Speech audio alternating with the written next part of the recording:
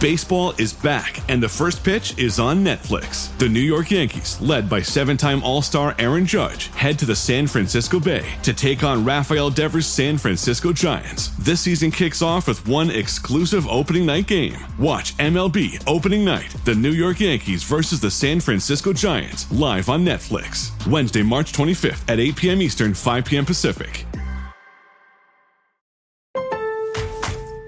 Spring is here, and the shopping list is long. Time to make a Lowe's run. Buy 3 bags, get 3 free of Stay Green 1 cubic foot garden soil. Plus, right now, members can earn 4 times the points on an eligible purchase. Start spring off strong with these deals and more.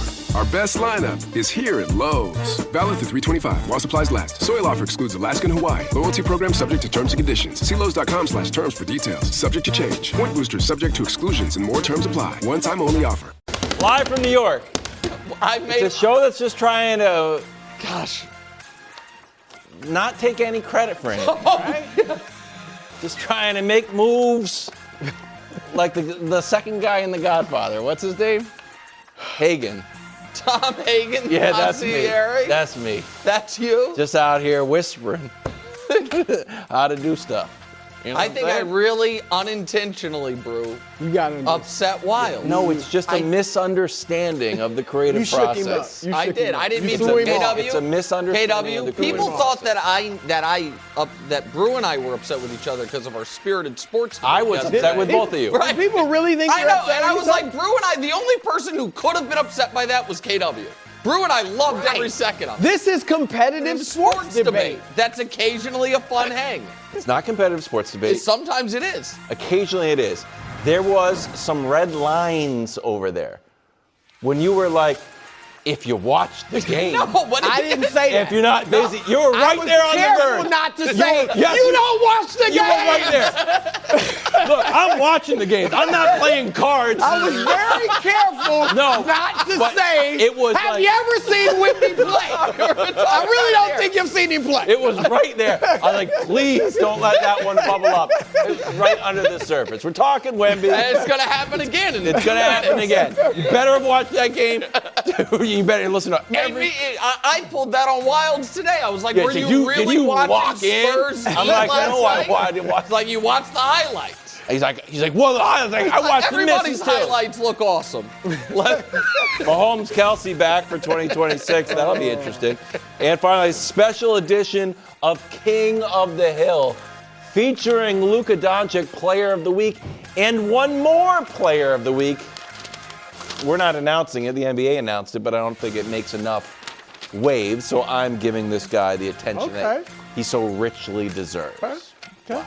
He could make a name for himself in about a month. Yeah. Oh, yeah. Sadly, he's not going to make it out of the play. But I also have an announcement coming up in about an hour and 8 minutes. Potential first things first road trip. Oh, great idea. Great idea. Philly Hornets play-in game? Hornets at Barclays. Oh, in the regular season? You would actually go with us? Yeah. You usually like to be we're at like Royals prices out there. We started in Miami. Wemby dominant. 26 points, 15 rebounds, 5 blocks. Only 26 minutes, bro. Guy didn't get to 30, though. Spurs cruise.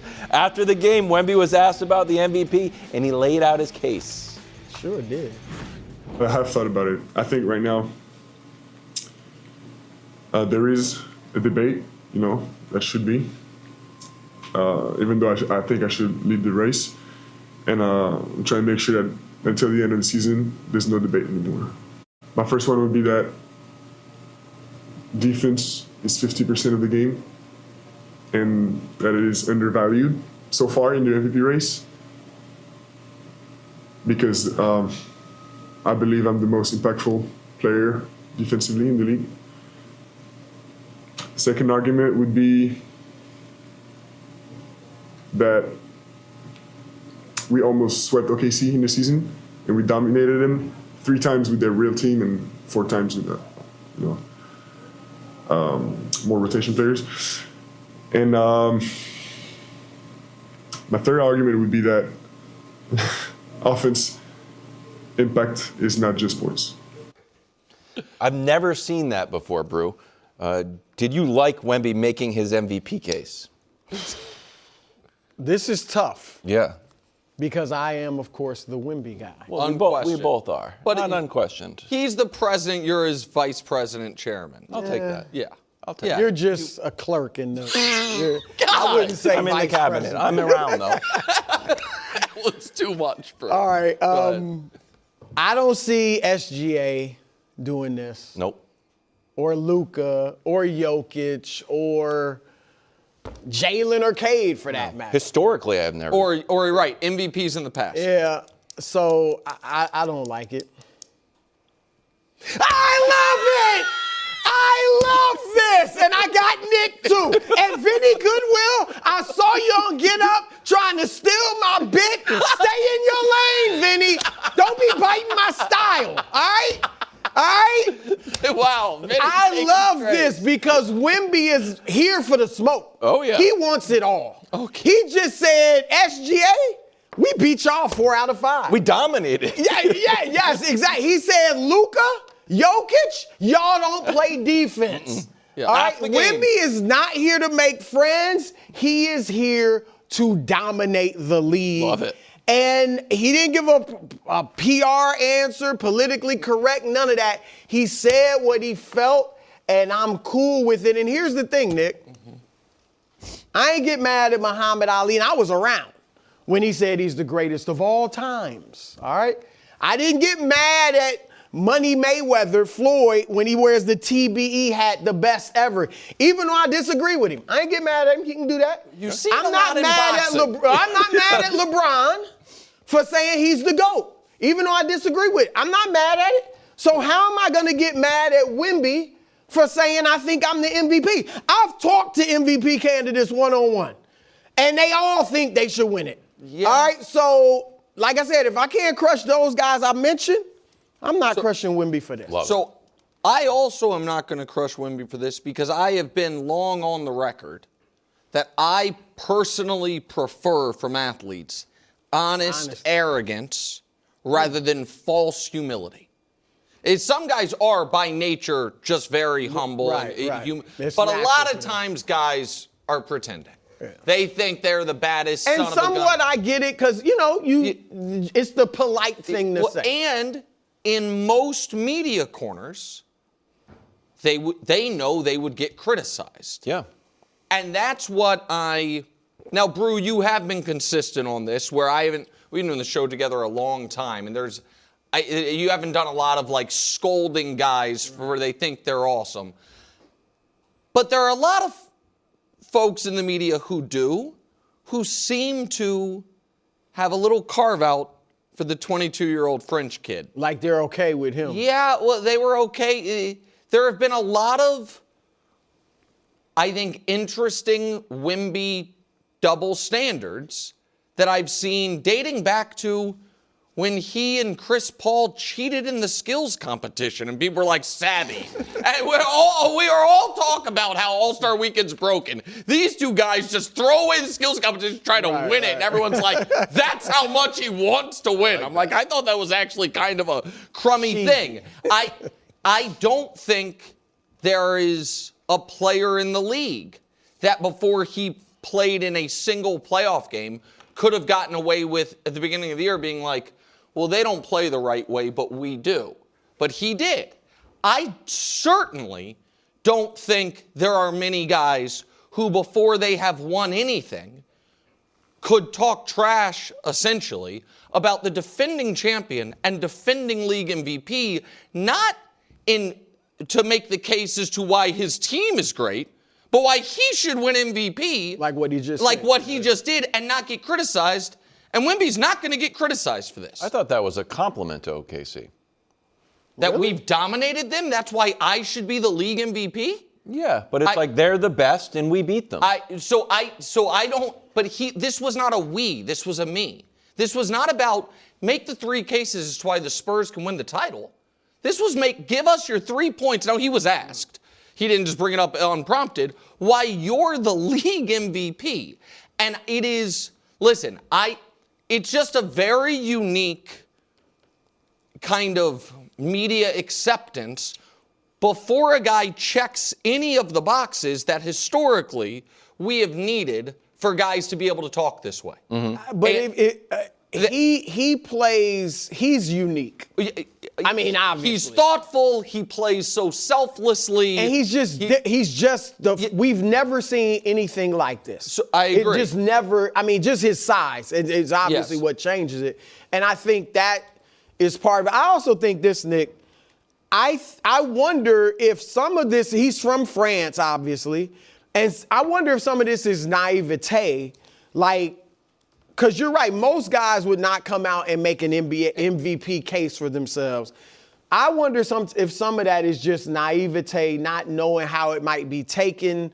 Or I've seen coaches in New York in particular do that, and then they start seeing stuff on the back page that they said in just being honest and didn't mean anything, but it was put on the back page and become something different. I mean, he had 3 reasons. He almost had a full screen. He's like, Dusty, you got my PER. So on that note, Brew, I also think, I almost feel like I know the media would not be accepting of something like that from a domestic player.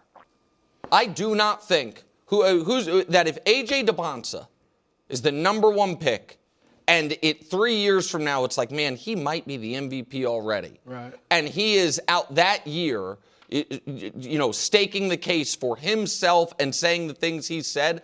I think there will be a lot of, again, I don't think from this show, because we're not really scolds, but a lot of, go win something, young fella. And Wemby has just kind of been graduated to a place of, we're also certain he will win. We're also certain he one day will, if he's not already the best player in the world, that there is a lot of stuff that he has been kind of given the runway to do that typically young, unproven, not just ringless, but accolade-less players aren't allowed to do. I don't know if you guys might remember. You remember when LeBron, I think it was his rookie year, I guess, when he didn't make the All-Star team, and they were talking to him about being an alternate, and he was like, I'm not an alternate or something, like he wouldn't go. Do you guys remember that? I don't remember if he was criticized or not. I don't remember that. But that was unique. Embiid's not domestic. I mean, he played on Team USA, but he's from Africa. And that's the other thing. Embiid campaigned openly for the MVP award and won it, and I voted for him not because of his campaigning, but because I thought he had a great year and deserved it. But a lot of people do feel like he won it because he campaigned openly. And this actually, I do think now I don't think he'll win it, but I think this could help him. Because again, it helped Embiid. But don't it clearly helped Embiid. Embiid can't, and I know we want to talk about whether or not he should be the MVP. No, but I feel like that's where we're at. Like, does this sway you? Well, I feel like the guys we've seen that have because we have seen guys campaign for themselves before. Typically, it's guys who have come close multiple times and fallen short. Like Kevin Durant, if you remember, the cover of Sports Illustrated was like, I'm sick of coming in second. I was second pick of the draft. I was, second in MVP voting. We came in second in the finals. Like, this is the year that I come in first. Embiid had repeatedly run into the wall of Joker and that. And listen, I know I'm going to come across, and I'm going to have to wear probably for years, being called like anti-Wemby. I'm not. I'm not as pro-Wemby as that side of the table, or I would say the majority of the media. But right now, if I had a ballot, I would have him third. Like, Brew and I went to war over Luka v. Wemby yesterday.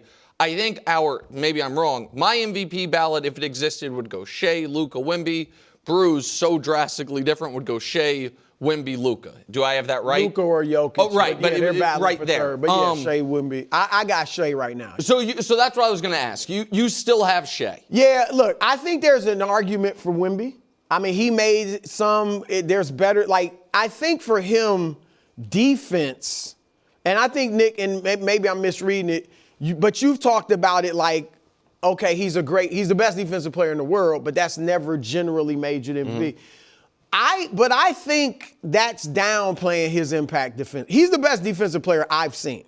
I've said I only could think about comparing him to Bill Russell. When Bill Russell came into the league, it wasn't as big, so he was unique to some degree in that regard. It was an unwritten rule. You kept a certain, only 3, 4, maybe 5 black players on the team. So it was all the best players in the world weren't in the league. So Bill Russell was just incredibly dominant defensively. This guy is the best I've seen. So I don't think it's he's already better than Puka Nacua. Well, defensively, over. I would not. If he didn't play anymore, I wouldn't rank him ahead. But you think his defensive impact? Yeah, I think it's unlike anything we've seen because he can. Now it's different. Akeem was obviously more inside because the game was more around the paint. But Wemby can get out there and guards on the perimeter for everybody. A perimeter in the post. I don't think this is Dennis Rodman or Olajuwon. This is something we've never seen, so I think it weighs a little heavier. But he's also a very good offensive player. Mm-hmm. The thing is, Nick, his 24 points a game, which you kind of harp on, he plays 29 minutes a game. Yep. He's the only top 20 scorer in the league who plays less than 30 minutes. And so if he played more, obviously you think he would score more. So that's something. But all that said, I think Shea right now is MVP. I would love to see Wemby win it, but I got to be honest to myself in my voting. Right now, I'd have Shea. I like that he said there's only 10 games left, roughly. He said it's my job to make it not a debate over the rest of the season. I don't know if he's got enough time, but he's going to obviously go out there and try to really put something in your mind. Could he do anything to leap Shea? I mean, look, if they became the number one seed somehow, that would move him ahead. Because my main thing for Shea, obviously Shea's got great numbers, all that. And he's also a good defensive player. But the thing is, his second best player has missed 2/3 of the season. Well, now 40, he's back, so that probably hurts him. But it's only like 10 games left. And they're still the number one seed. So I got Shea right now. I guess if Wemby goes crazy over the next 3 weeks, then maybe. But I'd have him second right now. Do you want to go or can I? No, I want to get to LeBron, but go ahead. You have final thoughts. Yeah. So I do take very seriously you saying that you think right now his defensive impact is higher in your mind than Puka Nacua. Yeah. It's not just because we did the Wemby Akeem thing back when he was drafted, but I have, and I think I said it to him when he was on the show, I believe Akeem Olajuwon's the greatest defensive player of my lifetime. I would agree with that. And the Russell Duncan was great. Duncan was great. Garnett was great. Rodman was great. I think Akeem was so dominant. With that said, his apex domination, I was a toddler and then 8, 9 years old when he was winning his titles. So I do rely on a lot of what I've read, people I respect that I listen to, as much as you go back and watch. Right. So if you are that level of a defender, it does change the math on how much defense should matter in the MVP. Right. Sorry, go ahead. My hang-up right now for Wemby on MVP is not that I think you're necessarily wrong, that he could be a more dominant offensive player. He could be putting up gaudier numbers. But because he hasn't yet in his career, and he's not right now, and then you add to it, the 3 other major candidates are all having truly historical offensive seasons. Whether it's Shea breaking Wilt's record while averaging 32 a game, shooting 55% from the field, guard, Joker, like you said, the triple-double while leading the league in rebounds and assists, Luka putting up this close to 34 a game, which only 5 guys in the modern era have ever done, and Luka doing it on the same efficiency as Wemby, that when we talk about it's never been easier to score, 24 points and 3 assists compared to those guys' offensive performances, the defense for me is not enough to close that gap. And it sounds like even for you, it's not quite enough to close it with Shea. I do, listen, what I am really interested in, and then we move on, I don't think they can win the title with him at 24 a game. He's going to play more minutes in the playoffs, and he's going to, I think, have to be more dominant offensively. and I think we'll get a test in real remember, time. they have 8 guys scoring in double figures. But I just don't they think got that 2 will. other fairly big scorers in Castle and Fox. But I just think for them to win 4 rounds, he is going to have to carry a heavier offensive load that I believe one day he'll be able to. Maybe that day is this year, but that part I don't know yet. I would love to see him ask him to, because I don't think they ask him to. Spurs in Memphis tomorrow. Lakers winning streak ends in Detroit last night. Luka's 2 late shots, can't find the bottom of the net. He ends the night with 32. LeBron didn't score until about 6 minutes were left in the third quarter. He was asked about it and said, "Hey man, I get in where I fit in." My words, not his. Here's his quote. It's the role that I'm playing for the ball club. In order for us to win ball games, it's the role that I'm playing, and it's just how the game is going. Your reaction to LeBron? I mean, he's absolutely right. Like, this is the role. I don't think it was, some people think it was passive aggressive. Maybe you do, that look in your eyes, like you do. LeBron was telling the truth.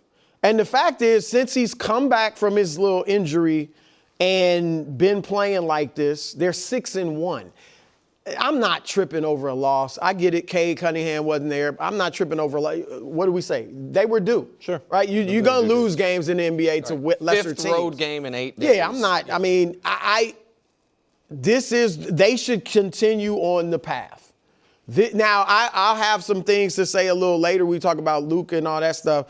But this role where LeBron is the 3rd offensive scoring option and doing all the other things, because here's the thing. He had 10 assists and 9 rebounds. Yeah. All right, so his shot was just off. He was 0 for 5 in the first half. He ended up 4 for 5 in the second half. So I think this is the best chance the Lakers have of doing something special in the playoffs, and so they should keep on this path. And I think LeBron understands that. I'm surprised that his post-game comments didn't hit your radar like they hit mine. Well, the whole hit during the win streak, the vibes were out of control. LeBron was happy for Luka celebrating. Luke Kennard, he was super pumped up. And this was the first time that he could have easily been like, hey, you know what? We were due for a loss. We were down. We came all the way back. But he was very short in this interview. And we talked earlier how LeBron wears his emotions on his sleeve. And I am willing to reconsider how happy he is in the 3rd fiddle role. It's like you used to be the actor, now you're the best supporting actor. I'm not convinced that he's thrilled with this. November through February, where he was already, not the star. Right. He was at 16 field goal attempts a game. In March, he's at 12.6. Last night, Luka took 29 shots, LeBron took 10. In Orlando, Luka took 30, LeBron took 13. In Miami, Luka took 30, LeBron took 12. I'm just not convinced he's as thrilled, and I don't know how you could. I want to tell me what your takeaway is from the postgame. I vehemently disagree with you, and we didn't talk before the show about this. I didn't know that's what you thought. It's very interesting. The passive, was it being passive aggressive came up.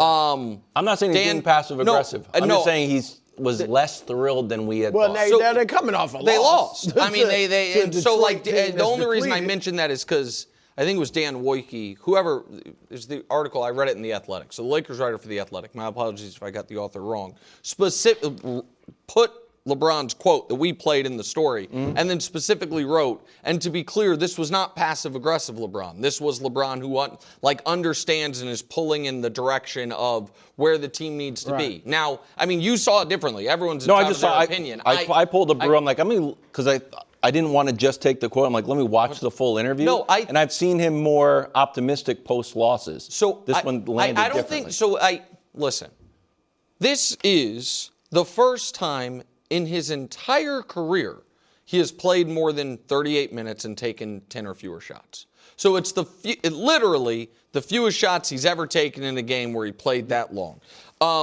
It's the first time in a decade he's played 35 minutes and taken 10 or fewer shots. I don't think LeBron would be thrilled with taking 8, 9, 10 shots a game. You know what I mean, moving forward? So I think the combination of even in the 3rd option role, this was as low usage as he's going to get. Yeah. Plus they lost. Plus the way they lost, which was they could have just let go of the rope. They were down 18. They fought all the way back, got a lead with 30 seconds left, and then had bad defensive possession and then back-to-back bad offensive possessions. I think probably bums you out a little bit. Did you think the final play was something? No. That was a terrible play. Well, can I tell you what I think happened there? I think Luka, understandably, thought the Pistons were going to, because they were up 3, were going to try to foul, and it screwed everything up. Like, he, instead of just trying to, like, get into a shot, was, like, trying to avoid letting them foul him, and then all of a sudden, the play is a disaster. And so I will say this, and I don't agree. I think LeBron's fine. I think he understands this is the best chance we have in winning, and it's fine for him. Look, we all talk about how high his basketball IQ is, historically high. There's no way LeBron is sitting there watching Luka shoot 30 shots and miss 2/3 of them, thinking that's smart. Yeah, and take a turnaround contested jump shot while he watches. I'm not saying I definitely am not saying he has any issue with Luka or anything, but he's watching this. There's no way he thinks that's the best way to play basketball. I will say that. Okay. Then. And I think he realizes, though, this is the only way we can win. If I deplete myself the way Dwayne Wade, not this much, but did a little bit for LeBron, this is the best way we can win. But he knows that's not smart basketball. Well, listen. And that's why, as great as I think Luka is, and Nick, I said the other day, very few people have ever been better offensively. But it's not the smartest basketball, him gunning all the time. More on this later. Mahomes and Kelce are back. That's next on FS1, the Fox Sports Channel, and SiriusXM. Protein is now at Starbucks, and it's never tasted so good. You can add protein cold foam to your favorite drink or try one of our new protein lattes or matcha. Try it today at Starbucks. Missing football? Good news. We got the UFL coming up. New season of pro football this spring.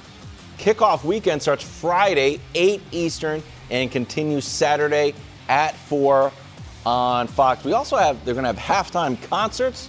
Ludacris is going to be here. DJ Khaled. And most importantly, Houston back to being the Gamblers, like they're supposed to be, instead of the Roughnecks. Switch the name back. Oh, yeah. I liked the Roughnecks for a while. The Gamblers.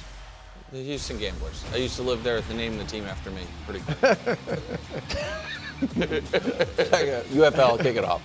Travis Kelce signed a brand new deal yesterday. He's back with the Chiefs, and Mahomes called him during the contract signing. It's a nice moment. Take a listen. You got company. Who? Yes. Dog. What's up, 1-5? Patricio. Let's go, baby. Home sweet home, you know what I'm saying? Home sweet home. Look at the beard, too, man. The man's ready to go. This thing going, man. Bro. I was going to call and say congrats. I know you got stuff to do. You already know, dog. Hope the rehab's going good, baby. Yes, sir. I think that's the USA goalie jersey. Here was Kelce's year last year amongst tight ends. No, it wasn't Kelce-esque, but top 5 in a lot of stuff. Reception yards and targets. Are you expecting a great year for Mahomes and Kelce? I'm expecting that level that we saw right there or better. And I just want to level set, if I may, for a moment, the year the Chiefs had. Because I think it has been misremembered a bit because it was such a truly disastrous end. Okay. At the exact midway point of the season, this was true. The Chiefs had just ripped off 5 straight games where they averaged more than 30 points and an average margin of victory of 17 points, including games against teams that we thought were, Baltimore, Detroit. Their demolition of Washington kind of ended Washington's hopes for the year. In that game, the midway point, which was the game against Washington, Patrick had 330 and 3 touchdowns. Travis had 6 for 100 and a touchdown. And the very next day, Patrick was the favorite to win league MVP, and the Chiefs were the favorite to win the Super Bowl. From that moment, what was their record at that? 5-3. Okay. From that moment, so they had lost their opening 2 games. They played the game against Jacksonville. They lost at the very end. They'd won everything. They'd won 5 of their last 6, with the 1 loss being the Jacksonville game. From that moment forward, everything was a disaster. And the game where Patrick blew out his knee, they were 6-7, down 3 on the fringe of field goal range against the Chargers with 2 minutes left. Patrick blew out his knee, and they're just dead from that moment forward. Mm-hmm. What has bristled me about Brew's pessimism about my beloved Chiefs? I am pessimistic. Surprisingly. So again, they're 6-7 in the game. Patrick blows out his knee. They lose that game. They're 6-8. Yeah. They weren't. They're down 3 past midfield in field goal range when Patrick blew out his kney. I don't know if they would have lost. You don't think it's fair to say they were 6-8 with Mahomes? Well, I mean, they were going to lose. They were outplayed most of that game. Okay, so be it. The rest of the year, they then lost to Tennessee and Vegas, and then the game against the Broncos where they 13-13. Yeah, I don't even count those last. Right, but so that's why that's where I'm getting at. So Baltimore won 8 games. I think you believe in them. Cincinnati was 3-3 with Joe Burrow. Forget their overall record, won't hold it against them. And the previous 2 years with Burrow, they were 14-13. They've been around an 8-9 win team with Burrow. The Chiefs, I think, as bad as things were at the end of the year, if Patrick doesn't get hurt, finish 8-9. I think they beat Tennessee and Vegas. Like, call me crazy. I think they do. I don't know why teams, or throw the Lions in as well, who collapsed at the end of the year, who I think you have some faith in for next year, why those teams deserve more confidence that last year was an outlier year, just a down year, than the Chiefs do. And I feel like that's how I think both of you potentially feel. And so that's that's my argument. Well, look, it's true that I guess the first half of the season, we all were believers in the Chiefs. They looked great, right? Yes. They beat Baltimore, like you said. They beat Detroit. They crushed Detroit. They crushed Baltimore. They looked great, but it wasn't a good year for them. No, obviously. And I think, and I think even with Mahomes, it wasn't good. Even if you want to say 6-7 instead of 6-8, that's not good. Now, some of it's probably because they've been the standard, and we're judging them against their old team. But I also think a lot of people are looking at the year before when they had a great record, but so many of those games were close. Then they get into the Super Bowl and get annihilated. And then the next year, they're 6-8, 6-7 with Mahomes. And Mahomes, I want nothing more than to see him back to when he was putting up these video game numbers. But we haven't seen that in 3 years. Even when they've won, he hasn't put up those numbers. And so I am surprisingly, even to myself, a bit pessimistic about them. I think some of it, Nick, also is their division. I think the Chargers are really good. I think Denver is a good team. Yeah, that's the part that I'm stunned that you have more faith in the Chargers than the Chiefs. I'm stunned. Yeah, I think the Chargers are. I think that last year they had a good year. Obviously, didn't do anything in the playoffs, but they had 2 of their offensive linemen, which is important. Mm-hmm. We've seen Mahomes without his offensive line, and he struggled. Now, Herbert's a question mark. We haven't seen him do anything of note in the playoffs. And I didn't think the Chargers made great, massive off-season I'm giving McDaniel a lot. I'm thinking he's going to help Herbert. Sure. I'll give you that. Yeah. And I have a lot of faith in Harbaugh, too. Yeah. So I won't be shocked if they come back and get back to that contender, top contender status. But right now, I am, even to myself, a little bit, I just don't see it happening. Are you confident in the Chiefs' defense? Or are we in a scenario where the defense isn't top-notch, so Mahomes has to do more? I think the Chiefs, the best-case scenario for the defense is the situation the defense found themselves in the year they traded Tyreek. When at the NFL Films clip from the Super Bowl win over the Eagles, they allowed 35 in that Super Bowl, where the Trent McDuffie is saying to, I think, Jalen Watson, 2 guys who were gone, he's like, man, we won the Super Bowl. We didn't even know what we were doing out there. Where it is a very young, draft pick heavy defense that gets better, that peaks in the playoffs. Because that year, that year that we won the Super Bowl, the defense in the Super Bowl struggled, but had been good in the playoffs and had been good at the end of the year. So the next year, the defense was excellent. That was the year it had all the drops, and then the offense was great in the playoff run. I think the defense is going to have to be a work in progress over the course of the year. I also think a lot of that will be determined by, is the 9th pick and the most talented edge rusher the Chiefs have had, of this era with respect to Frank Clark, or is it a wide receiver? That's the thing. Right, or depending on what they use that 9th pick on. Because if they do take an edge rusher in the top 10, those guys, if you hit on the pick, step in and immediately make an impact. And the really draft is huge for them. Obviously, Right. They lost so many guys free agents. New Steelers pass catcher Michael Pittman doesn't know who he will be catching passes from. He joined Kay Adams and talked about his potential QB, who he hasn't spoken to, Aaron Rodgers. Take a listen. Obviously, the whole quarterback thing is going on, she's like, I don't know nothing. Michael. I haven't talked to Aaron. What a way to I put see it. him What a today. way to put it. Hold on. The whole quarterback thing going on. What do you mean you haven't talked to Aaron? What do you mean? So I'm trying to give him space, because Aaron's a guy, he likes his space. He likes to get, refreshed. I didn't want to just get signed and then blow him up and be like, hey, Aaron, what's the deal? Pittman not speaking to Rodgers to give him some space. Something or nothing. Nothing. I mean, he's Michael Pittman. He's a big With all acquisition due for him. respect, he's Michael Pittman. What? Huh? Has he ever made a Pro Bowl? He's a good receiver. He's a good receiver. It's not CeeDee Lamb coming in there. It's not Jamar. I mean, he's a good receiver. It's not even DK Metcalf coming in there. I imagine, I have little doubt that if one of those type receivers was going to Pittsburgh, Rodgers would have been in touch. So before he calls, I don't think let me he's pull up dissing Pro Michael Football Pittman. Reference. No, see what your we catch all rate know. was. No, he's a good player. See if I can dial nine numbers. I'm not saying he's not a good receiver. He is a good receiver, but you can't text, he's not let's a star go. receiver. Well, he's not with the team yet. He doesn't have a contract. He's told us that. They haven't offered him a This contract. is wild. I think he's coming back. I think it's nothing because I think he's going to play for the Steelers. So, Go ahead. This is just raw meat for you. it's just obviously something, and it's Michael Pittman hasn't played with Aaron Rodgers before, correct? No. He was a Colt. No, he's a Steeler. No.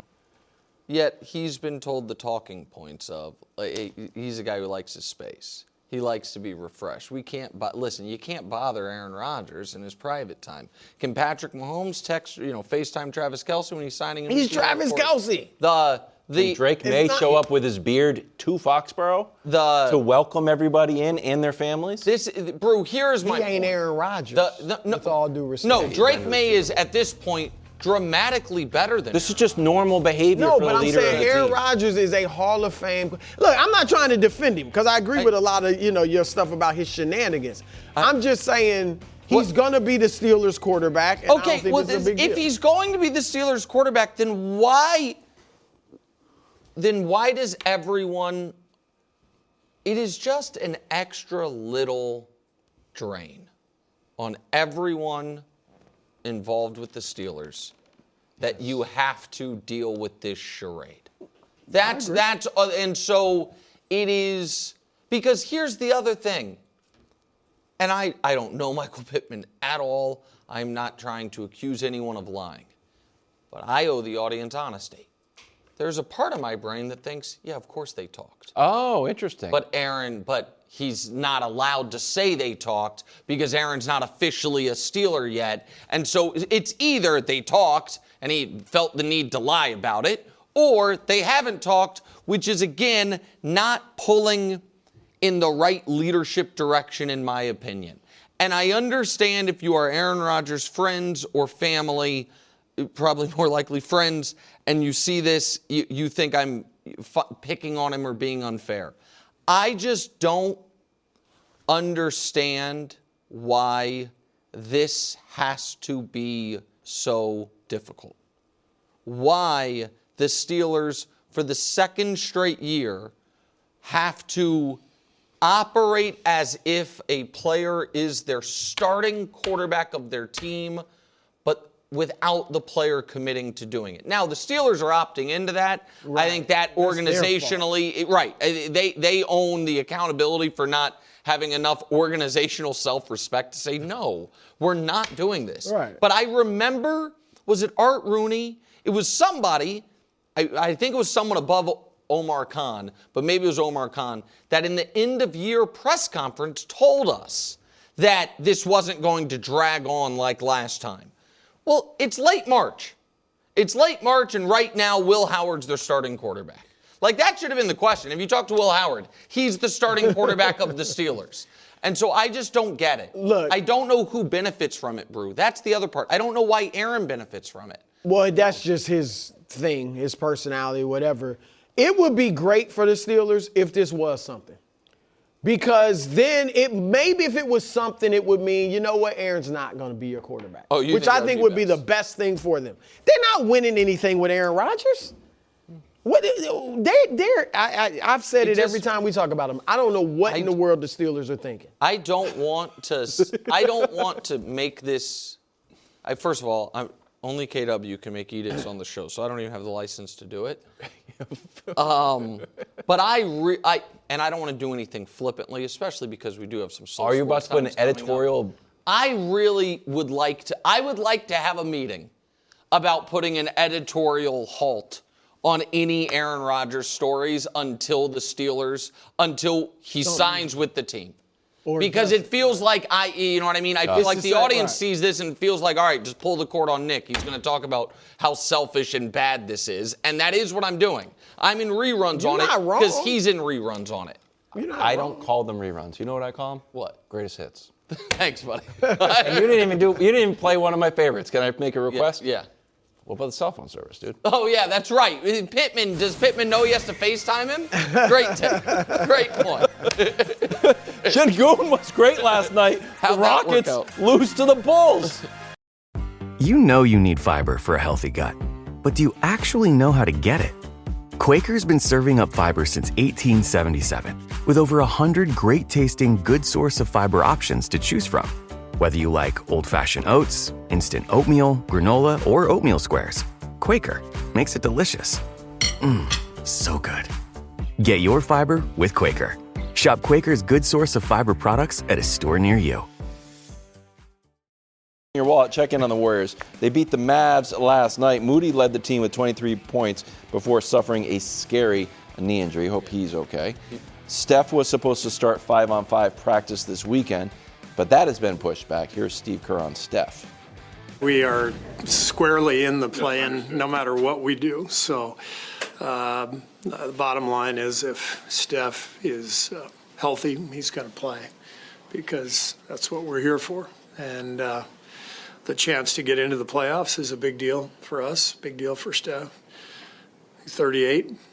Don't know how many more chances there are. So you go for it. Looks down. Yeah. He does look down and a little weathered for Steve Kerr. It just feels like the last few years have worn on him. It's like, this is a big deal for Steph. Like, is it? Well, I mean, this is going to be. Listen, I respect Steph and Kerr for the mentality of we're a pro basketball team and pro basketball players, and if he's healthy, he's going to play because this is what we do. So good for him in that regard. I think they're drawing dead in the play-in. Like, I think they're going to make the play-in as the 9 or the 10, and this will be the fourth time. Play-ins only existed for 6 years. This will be the pandemic year. Right, yeah. This will be their fourth time in the play-in, and I think their third play-in loss. And I know there are some rumblings, if you will, that this could be bronze destination next year, which I think would be fun and cool, but not. Right. They're not going to win the title. And I just don't. I think it's going to be a quiet close to Steph and Golden State. Because if Bron's there, it won't be quiet. Next year, it'll be a big show. That'd be great. But without him, I don't think Jimmy Butler, at his age, coming back from an ACL, moves the needle substantially. I don't think they're getting Giannis. And Steph is still great. But he is 38. He is a smaller player, and he has dealt with injuries all year now where he's going to play half the season. He's played 39 games. Which is why I'm fine with him playing if he's fully healthy.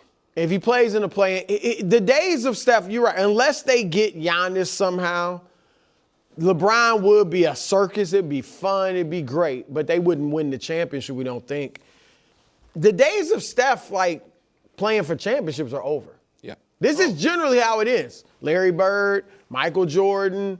I mean, this is typically how it ends. I mean, Magic, had unique circumstances. But so if Steph is like, look, I want to play. I want to see, he should go out there and play. He could get hurt in practice. He could get hurt in warm. I mean, so if he got hurt, came back and played and got hurt, it's just probably was going to get hurt anyway. He's 38 years old. So what happens next year? Well, next year, watch the hopefully they can make some moves that make him at least interesting. But if he's going to have to be the number 2 guy, don't you need another huge star to go along with him, like the LeBron path? Like I said, I think their days of competing for championships are over unless they make a blockbuster. Giannis is really the only kind of guy out there that I think could change their fortune. And I don't know if that would be enough. Really? I mean, if Butler was back, you got Draymond. No, Draymond, some of this has to go for Giannis. They would be okay. You'd feel like they had a shot. Sure. I just don't think they're going to be able to make the best package for Giannis. I think this is the better, the happier way to view this last few years for Steph and the Warriors.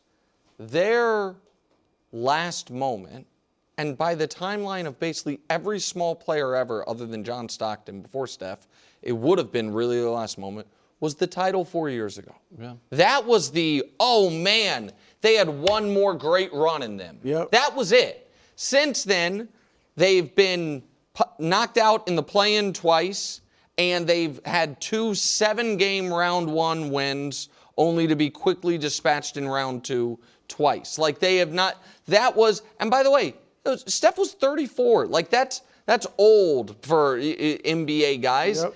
And the fact that he's still, that's what his NBA guys his size. The fact that he was still 28 a game when healthy this year is a remarkable testament to who he is. But the Warriors didn't handle the Kuminga, Moody, Wiseman assets properly to try to be able to somehow have a third or fourth, whatever phase of this. Yeah.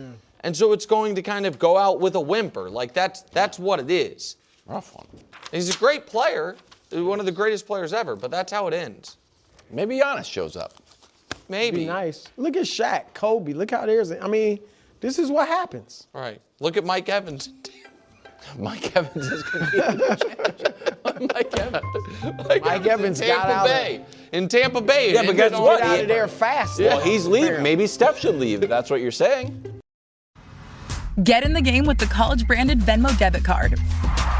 Wreck your team with every tap and earn up to 5% cash back with Venmo Stash, a new rewards program from Venmo. No monthly fee, no minimum balance, just school pride and spending power.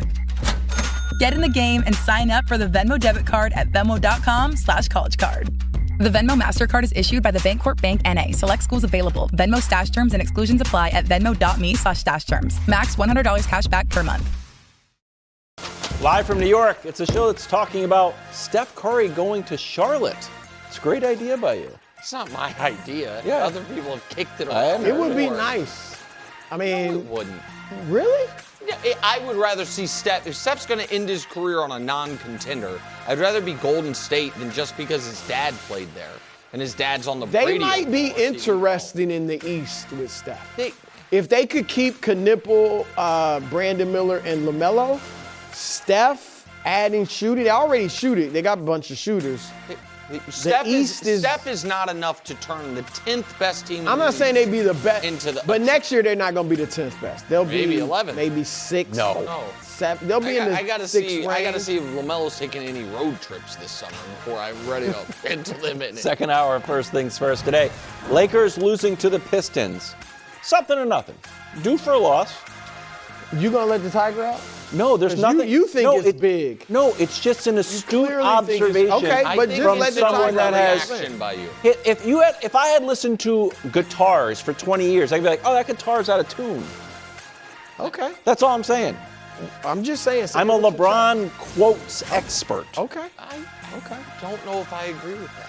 Well, if you've done anything for 25 or 30 years, like I have, you just accidentally become an expert. Okay. You do. I was an expert at. How long have you been doing Weird and Wonderful? Because you screwed that up 10 minutes ago. Honestly, only 3 or 4 years. I guarantee you, 2050, I'll be crushing that thing. 79 days until the World Cup kicks off. It's World Cup Wednesday on a Tuesday. We are a little over 3 weeks away from the NBA playoffs. Playoff seeds are being planted. Oh, wow. You get what it? a legend you are. MVP debate is sprouting. It's time to combine both. In today's episode of King of the Hill, seeds, get it? Yeah, we get it. It's like a spring thing? No, well done. Only a couple guys off the hill from last week. And I'm just being honest with the audience. If your team is in the tankers, I'm not considering you for the hill. Thank you. Wow. Like, no, at this point in the year, early in the year is one thing, but at this point in the year, Michael Porter Jr. Right, that's a great example. If your team is trying to lose games, if they're bummed out when you play great and get a win, you're just sorry, not your fault. Maybe it's a little your fault. Great Who call. knows? You're not eligible.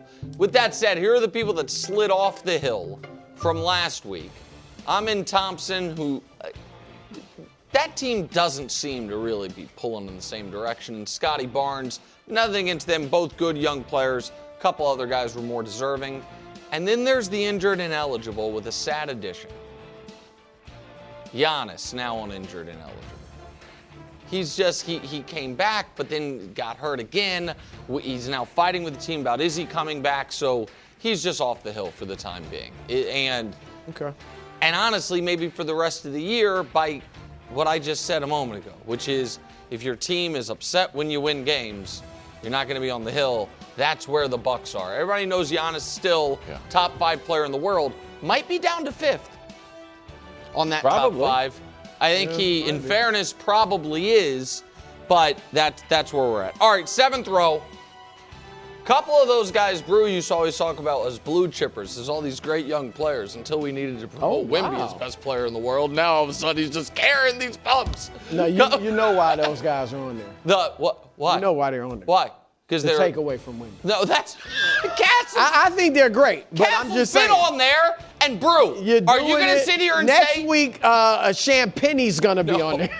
Brew, are you going to sit here and act like I have not been America's leading De'Aaron Fox proponent for years? Yes. I was lighting the beam. I haven't heard Nick mention De'Aaron Fox since he was in Sacramento. No. What? No, you're the number one De'Aaron I am Fox the number one De'Aaron Fox guy. I told you that story about how I watched him score 40 and a half against my son's AAU team. I've liked him since high school. He's playing great. He's on the hill. Stephon Castle, who is, we talked about being all defense eligible. I'm just saying they got a really good team.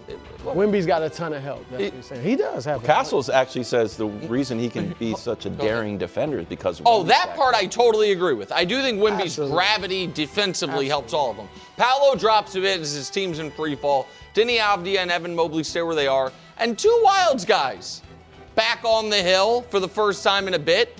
Chet Holmgren, Again, I'm who not this really rocking year, with Chet like that, buddy, for the just record. because the guy said he doesn't read doesn't mean you can abandon him. He's a he's- professional I'm basketball shocked player, the way not a you just librarian. discarded Chet. I actually, Okay, He's only a Chet, champion. he's and been all. the second best Thunder this year. Yes. Yeah, but now J-Dub's back.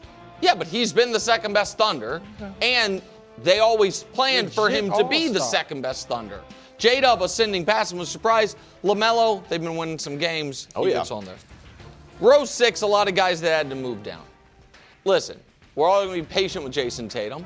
I think it's great that he came back. I'm not freaking out by the fact that he's not making his jump shots, and that's really all it is. He's rebounding great, which speaks to the fact that he actually some of the athleticism maybe has returned quicker than it's thought, but the jump shot's been off. He drops. Donovan drops a bit. Bam gets back to probably where he Bam needed was to like be. 4th last week. No, He should have been. No, he was. was Bam seventh. was He was on like row one level 5 up. last week. He It was a up to far drop row from 5. He was 7th, wasn't he?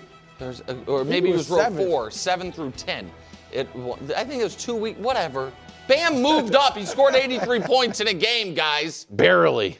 Barely 83. No, What? he barely moved up, and now he barely moved down. Okay. He should have moved down off. I don't know what you want from me, man. I don't know. I'm trying to. Wemby's make this out there catching lobs We're on not to Wemby yet. And you know when I'm supposed to talk or when you're supposed to talk? When your little bot's sitting on there. It's a cue. It's a cue of the box. for the audience. No, but boom. My time. Jalen Johnson moves down. Austin Reeves and Braun, even though evidently Braun's sad now because they lost, stays where they are. All right, even though there's teams in a bit of free fall, much like when Bam scored 83, you pass Michael Jordan on a list, you get a little bump up. Kevin Durant, back up to row 5. Feels fair. Jalen Brunson missed a game, only 20 a game this week, moves down just a bit. And then 3 guys scoring, playing. Jamal Murray moves up. James Harden. Danny hasn't been talking about it as much lately, but Harden's played really well this past week in particular. He moves up, and Karl Anthony Towns, who's been really good offensively and rebounding the last few weeks, he moves up. Row 4, Cade's not going to miss enough time to fall in the injured and eligible portion. I was surprised Cade's still on. And so I don't really know how best to handle it. He dropped just a bit. Devin Booker, who I started war on this show by saying I thought he was a better offensive player than Wemby. I think he is.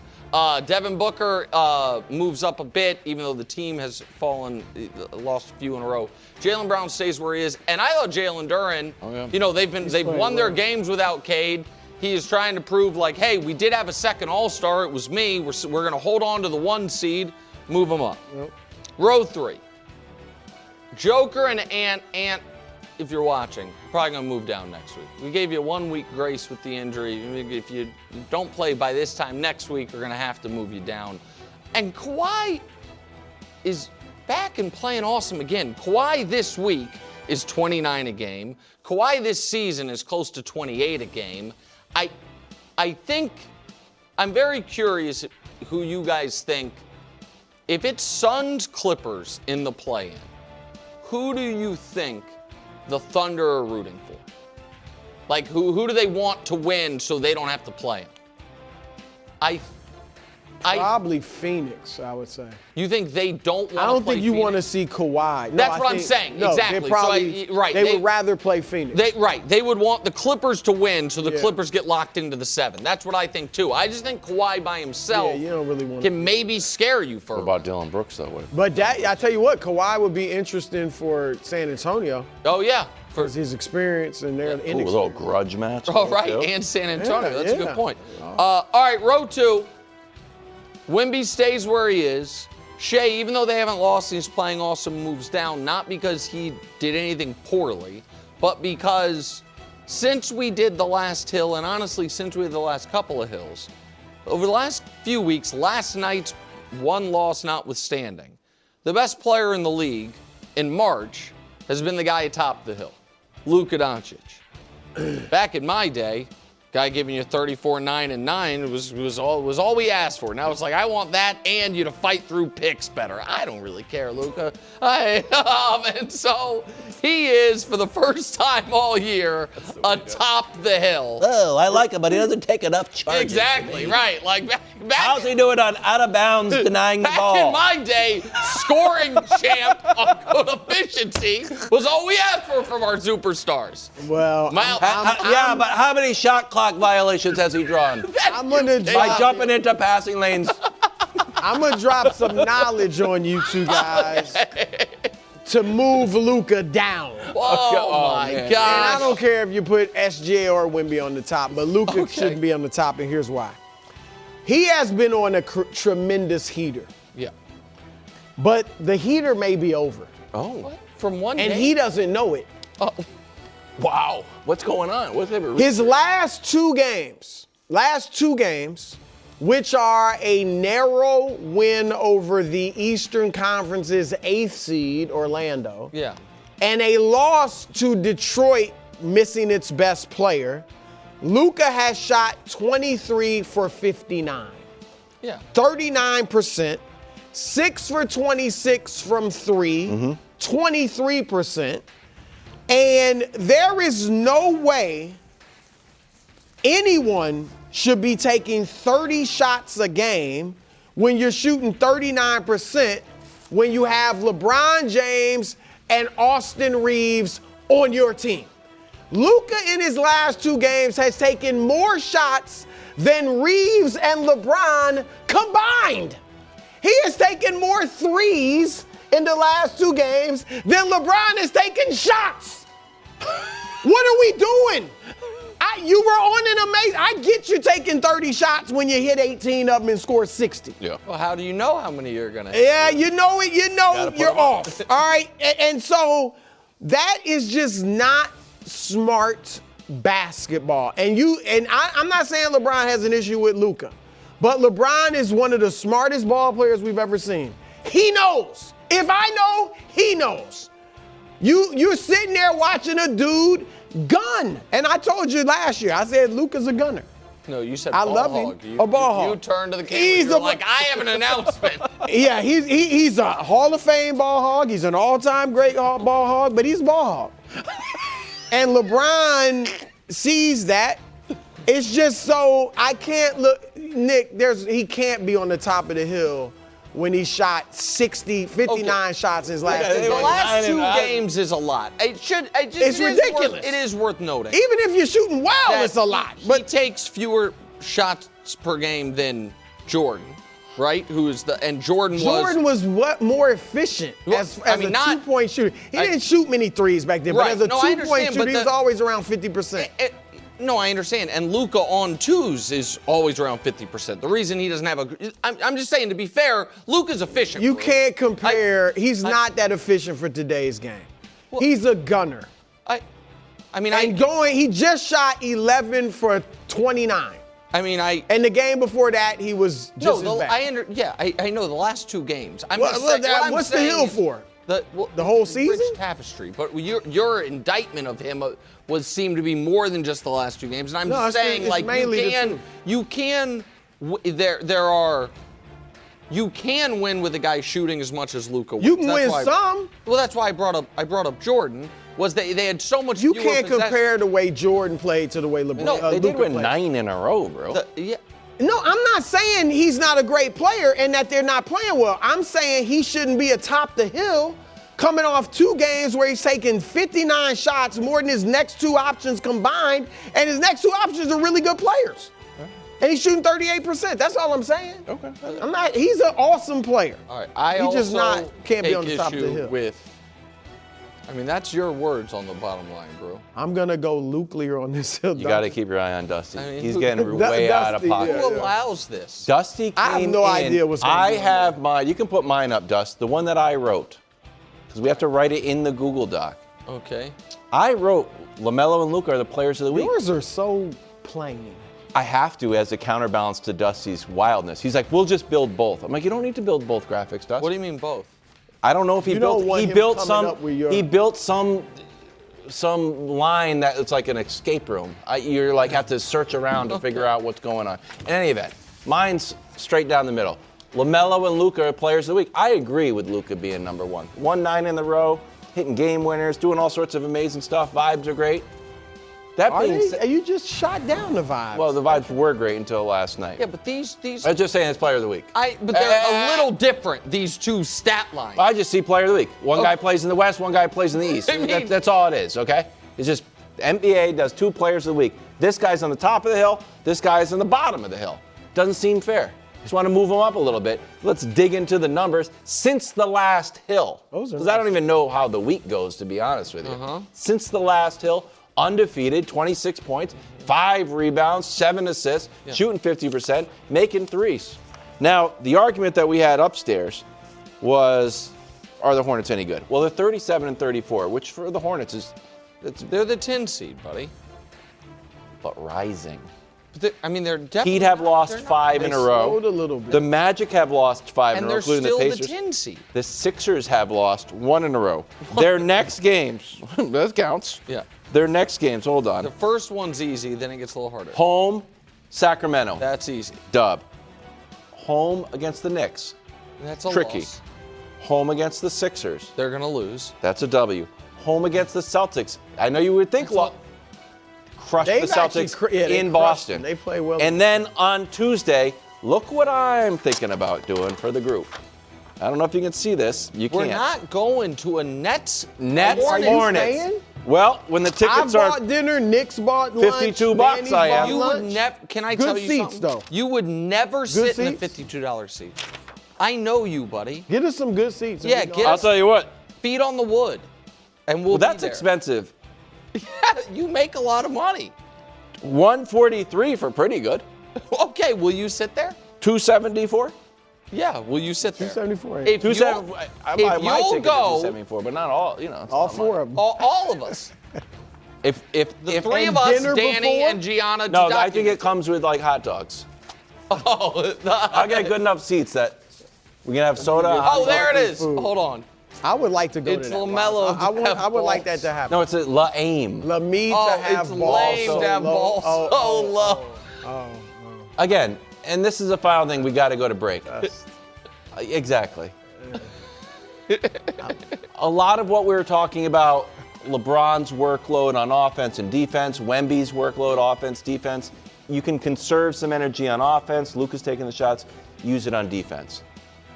Who knows what this show could be if we reallocated all of the energy we had and spent towards puns. Who knows where we could be? It could be a top 20 show. I can't move LaMelo up any higher at the moment. We'll see where he is in a week. We'll see where he is in a week. I'm going to bring the grass to Barclays. Yes, and this. I can't wait for this album. What was that? Two teams, one cup. The primetime stage is set for the TGL presented by SoFi Finals. Los Angeles Golf Club versus Tigers Jupiter Links. Keep up, it's playoffs. Tune in Monday, March 23rd, 9 p.m. Eastern on ESPN2, and Tuesday, March 24th, 7 p.m. Eastern on ESPN and on the ESPN app. Missing football? Well, good news. The UFL returns with a new season of pro football in the spring. UFL kickoff weekend starts Friday, 8 Eastern, continues Saturday at 4 on Fox. It's going to be a great year. Some teams have been renamed. There's musical concerts, big superstars too, bro. Ludacris, Yeah. DJ Khaled, Yeah. Gucci Mane. Gucci Mane, Yeah. and the rules changes I'm very excited for. Yes. I'm a big I'm really excited about that. no tush push. If you're a fan of the tush push, you are square out of It's a nice way to experiment with some of these new rules. Yeah, some of them will come to fruition. Yep. UFL starting Friday on Fox. Afternoon headlines, sponsored by Hilton Garden Inn. Hilton. It's for the stay. Lakers win streak, stopped at 9. Luka's final shots, no good. Then he had this turnaround 3. LeBron just kind of watches. Yeah, they weren't yeah. But it was also it screwed up from the get-go. Yeah, no, it just, I don't know. It's just, I don't like that. If that I'm was a LeBron, bad I'm like, you know what? I should have had that. I'm just saying, I would have felt. LeBron was 1 rebound away from a triple-double, but he also didn't score until there was 6 minutes left in the third. Was this loss something or nothing? If it was anything, I think it was something good. Oh. But first, I just want to say something about Luka at the end of the game. Because, listen, Luka, it was a little dirty pool, me saying Jordan takes more shots than him, because it is, while true, Jordan's one of, I think, 2 guys in league history who takes more shots per game than Luka. Luka obviously is a super high usage, super high volume guy. However, that shot, the game winner he made in the game where Austin missed the free throw intentionally and got the putback, so that was against Denver a week and a half ago, was the first potential game winner buzzer beater he's taken as a Laker. He had, because the story was he passed up right. one. He passed one up and threw it to LeBron when he said it was too right. Said it was too late, and so I am not acting as if Luka is not a super high volume, high usage player, but he has not been I have to be the one to take the final shot. No. Austin's done a lot of that. Austin in this game, the possession before the highlights we showed, had the ball, the whole possession to give the Lakers their first lead of the entire second half. So I don't think that the end of game stuff LeBron feels like this is outrageous. I just don't feel like I that. don't think that on the end of game stuff, I agree. No, but throughout the game, LeBron's got to be looking at some of this. Well, but again, up until 2 games ago, yes, the volume was insane. He also had been averaged 40 for the month, and they were winning every game. And he was on a second night of a back-to-back. He scored 60. Like Luka was running hot even by his standards. The reason I said I think this is, if it is something, it's something good, is twofold, Brew.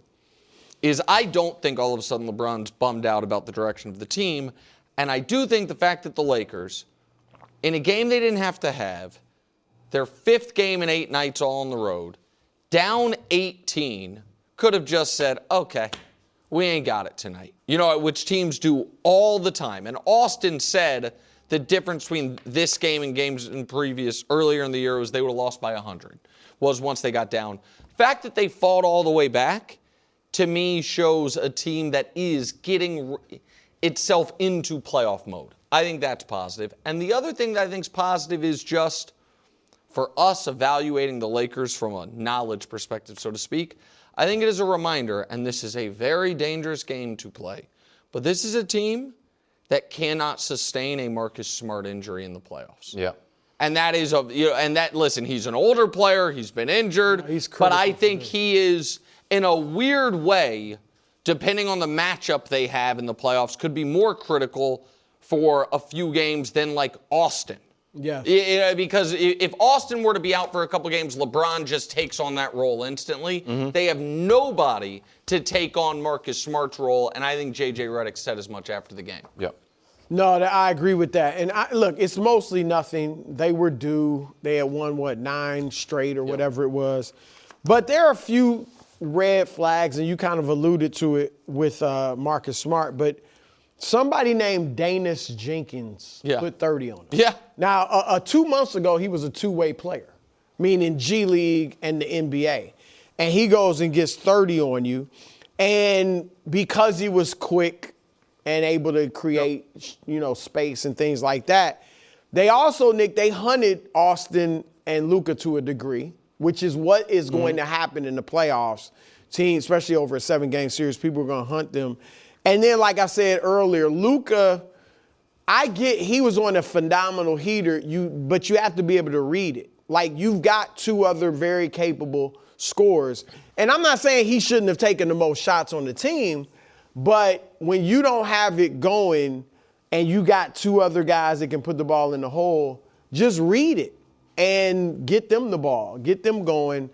So I think that he does not need to be shooting 30 shots a game on average. And that's what he's done the last 3 games. And he was hot 3 games ago. He scored 60. But the last 2 he hasn't been hot.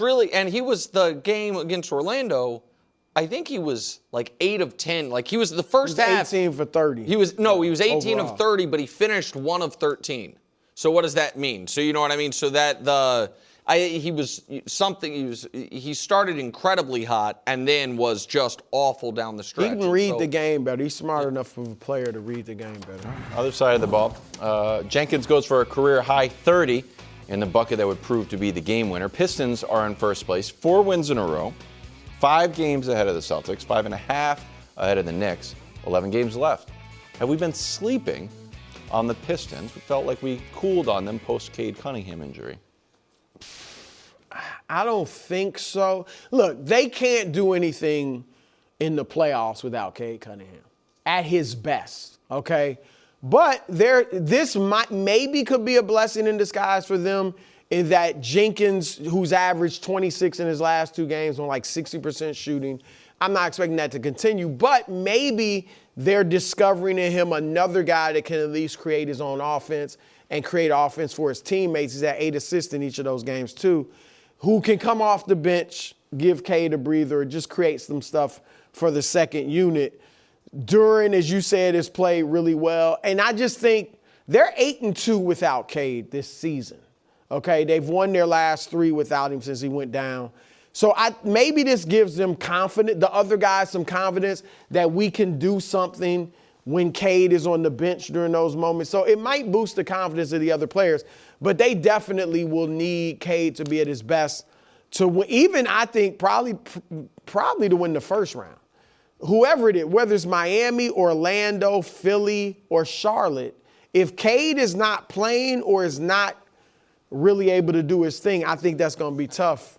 Atlanta also possible. Atlanta, right? yeah, Atlanta, which has been playing great. Go ahead, KW. No, I think we have been sleeping on the Pistons. I feel like I wanted to jam this topic into the show because we framed everything around the Lakers loss. I'm like, oh, maybe it's time to start thinking about the Pistons. Maybe we've coronated the Celtics way too early. I mean, the Pistons well, where are you at on Cade, like as far as like? Well, I'm a Hornets guy. I would love to play the Pistons in the first round. Without Cade, yeah. I'm a Hornets guy. Isn't that a contradiction? Well, if that's just the Hornet, I'm just trying to be the Hornets guy. No, but if you're the Hornet, hold on, wait, just real quick. If you're the Hornets guy, Cade is back, let's just say. Would you rather play the Pistons or the Celtics in round one? The Pistons. So I guess was that little thing all for show? Or we all just did we coordinate the Celtics too early? Like I don't just make it junk up. I don't know what you want me and Brew to say, other than things we believe. You know what? Are we sleeping on the Pistons? The answer can be no. Okay. Then the answer's no. Well, that's just a question. They're a good team that's had a good year. I would be stunned. I would be floored. What if Cade is back to himself? If Cade is back to himself, I believe they are good enough to lose in the conference finals. If Cade is not back to himself, then I think the Cavs can get him in round two. But you don't think they can win the East? No, I think the Knicks-Celtics series in round two that we're going to get is the Eastern Conference Finals. That's what I think. The Knicks do not want to see Cade healthy. They beat him in the playoffs last year. Okay, they won't this year if they play him with Cade.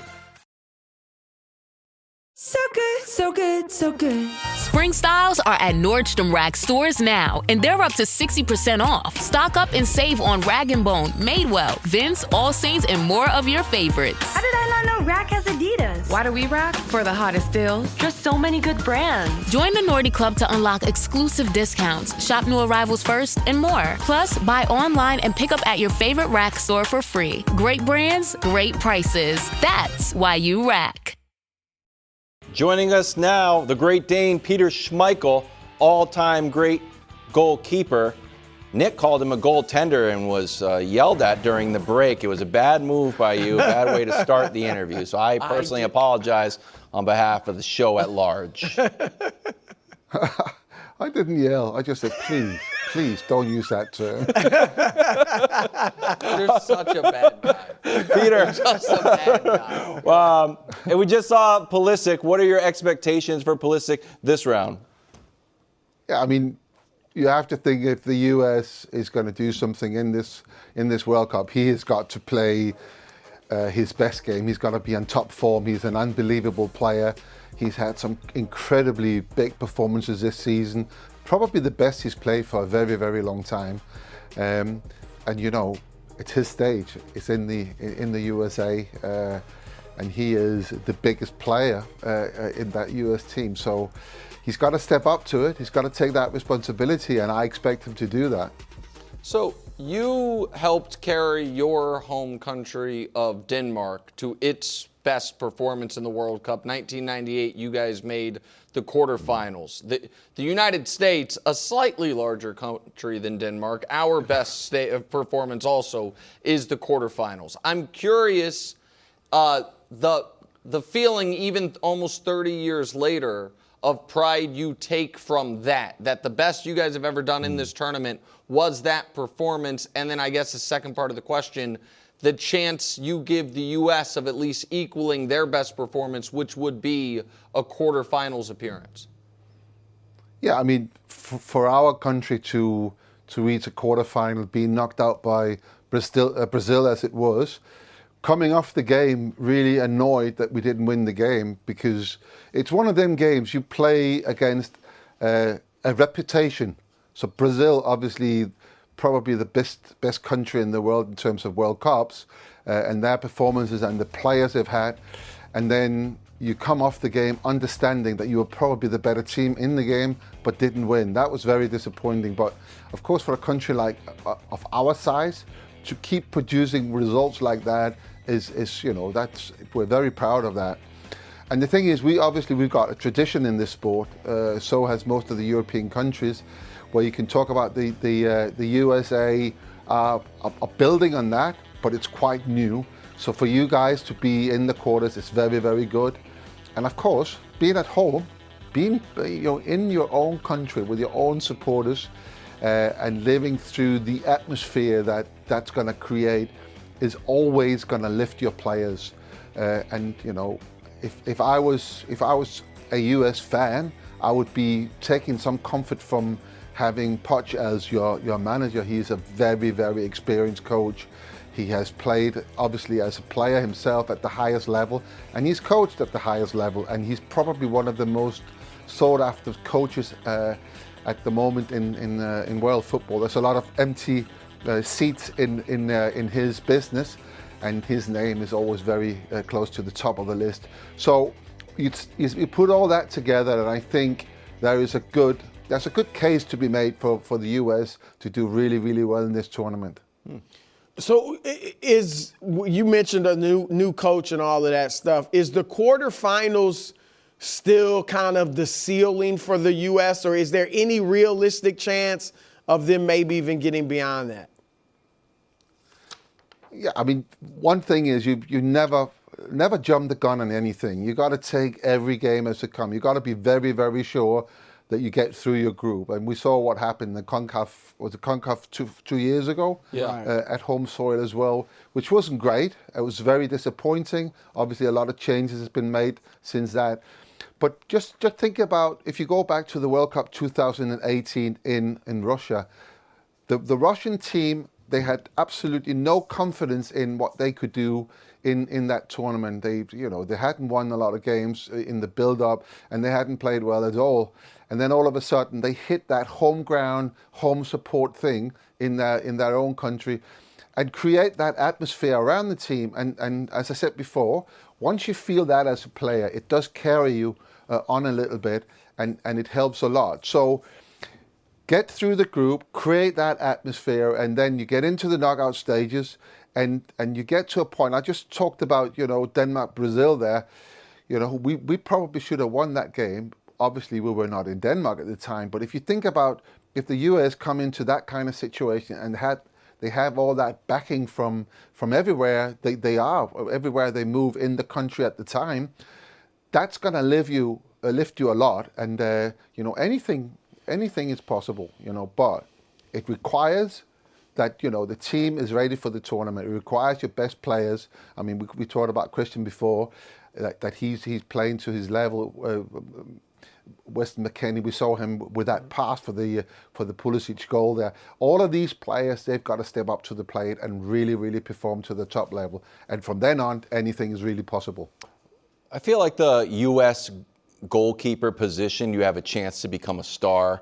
My brother was a goalkeeper. We had a poster of Tony Meola. We see Tim Howard has a podcast, and his star really rose. Right now, I think we're carrying 4 goalies in the first cut down of the roster, but it's Matt Turner and Freese are sort of competing. Do you think either one has the advantage? Who do you think is going to be our goalkeeper? Well, I think Freese, because he's played, is it 11 games now that he's played. And the thing about that position and that one position is that you cannot have a competition situation in that position, because if you do that, you will have goalkeepers trying to prove that they're better than the other one.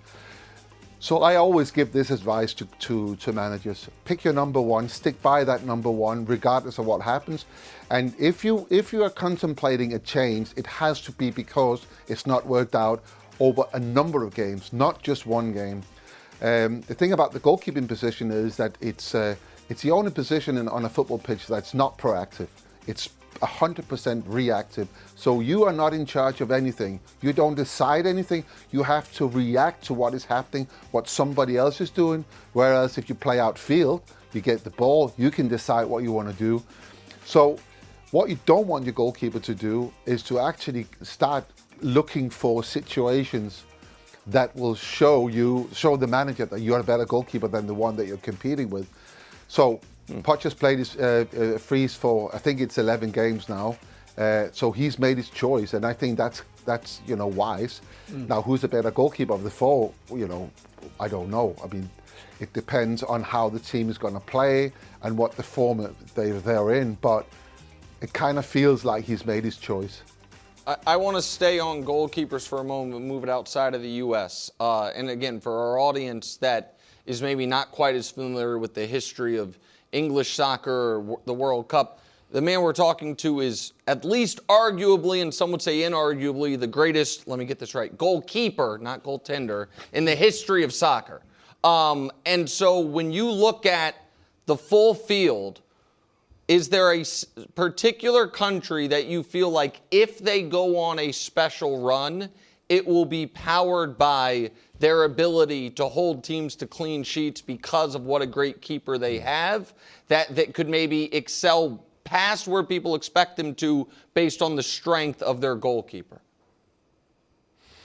In fact, it's a great question. I always look, there's always Germany. I always look at Germany in these kind of tournaments and their ability to produce wins. Now, when you look at how they play play very much like Bayern Munich are playing at the moment, scoring a lot of goals, but also conceding goals. Not so many, but they play with high risk, they play with a high line, they are conceding chances. And of course, for me, it's one of the best goalkeepers ever in the German goal, Manuel Neuer. I don't know if he'll be fit. At the moment, he's injured. But even though you have the best goalkeeper in the world, it doesn't mean that you're keeping clean sheets. And at the end of the day, in a tournament like the World Cup, it comes down to more than just keeping clean sheets, also the number of goals that you can score. So you have to look at what they have in the team going forward. And with a team like Germany, they have incredible striking players. With Bayern Munich, I always look to Bayern Munich. They produced one of the, I think he could be one of the biggest stars in the tournament, Leonard Karl. He only just turned 18 and he's already established himself in the Bayern Munich team. And he's an incredible player. And you add, the Musialas and all these players to that equation, that would mean scoring a lot of goals. Now, if they score 2 or 3 and concede 1, they're still winning games. Yeah. So it doesn't necessarily come down to keeping clean sheets.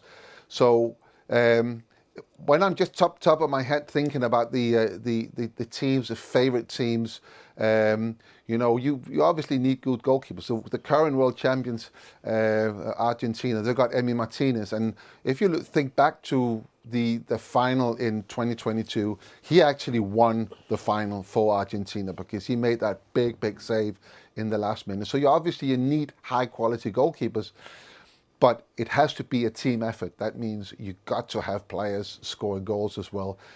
So staying on the subject of goalkeepers, you don't point to one goalkeeper and say, well, he's going to win the World Cup for his country, because I don't think it works like that. Well, thank you very much, Peter. 79 days until the World Cup kicks off on Fox and FS1. Appreciate it. We'll see you all throughout the summer. Thank you very much. Thank you very much for having me. Cheers. Have a good day. Thank you. Thanks, Peter. More First Things First after the break. Live from New York, First Things First overtime power pack today. Starting with, do we like Wemby making his MVP case? I sure do. A lot of people didn't. Meanwhile, UFL season kicks off Friday on Fox. Lots of concerts we just discussed, and we have an early preview, some new rules. Parking, it's going to be great. And finally, of course, it's Tuesday, which means it's time for Top 10 Tuesday. Sweet 16 edition. We liked your, last time we were on Top 10 Tuesday, you laid out like the storylines of the people that would decide Top 10 Tuesday, and then we all are doing a bracket except Brew, who didn't want to risk a reputation. I did my final 4, and they're all still alive. But we're all in it right now. Everyone's final 4 is so live. It's been very chalky. No upset. Well, Yours too, Danny? Yeah, of course. How is where are you in the rankings of the office? I was told I'm in the top 17. There's only 19 of us in it. That's right, top 7. Where are you guys? What? I'm 7. What am I? I think I'm... I think I heard you were 14th or something like that. No, I'm like 12. No, totally 12. My bad. I got you. Okay. I didn't want to shortchange you 2 spots. I have no idea. Watch out. Watch out when Duke comes alive. Also, can we change them? No. No. On the air, you can change them. In the office pool, no. Feels like we should be able to. We're starting in Miami, everyone. It's Top 10 Tuesday. Wemby was dominant, 26 points, 15 rebounds, 5 blocks, 4 lobs. About a baker's dozen plays that made me say this guy's the best. Spurs roll. After the game, Wemby was asked about the MVP. Here was his answer. I have thought about it. I think right now there is a debate, that should be. Even though I think I should lead the race. And I'm trying to make sure that until the end of the season, there's no debate anymore. My first one would be that defense is 50% of the game and that it is undervalued so far in the MVP race because I believe I'm the most impactful player defensively in the league. Second argument would be that we almost swept OKC in the season, and we dominated them 3 times with their real team and 4 times with more rotation players. And my third argument would be that offense impact is not just points.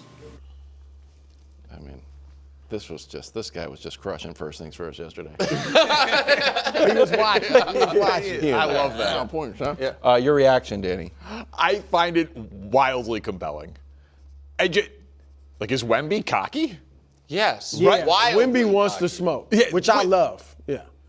I think we all do. Yeah. I love it. Right? I mean, cocky, arrogant, offensive, abrasive. There's maybe a thin line there and it's open to interpretation, but some of the most popular athletes in the history of sport walk that line and talk that talk. I heard you mention Muhammad. A lot of the least popular, too. Sure. He ain't gonna be on that list. Right. I'm just saying, but that's kind of my point. Is that, but it is universally compelling. You got to back it up. Yes. Ali, Floyd, Terrell Owens, Michael Jordan. Who cares? Whatever name, Deion Sanders, whatever name you want to put on it. It's just it makes you more interesting. And I agreed with a lot of what he said. Not all of it though. I believe I am the most impactful defensive player. I think we all completely agree. Yes. Defense is 50% of the sport? Probably not. It is more of an offensive game. Right. So we can quibble on that one. Well, can I stop you real quick? I mean, I feel like it's 50%. It's 50% of a team. Of the possessions. And it's 50% of a team's success.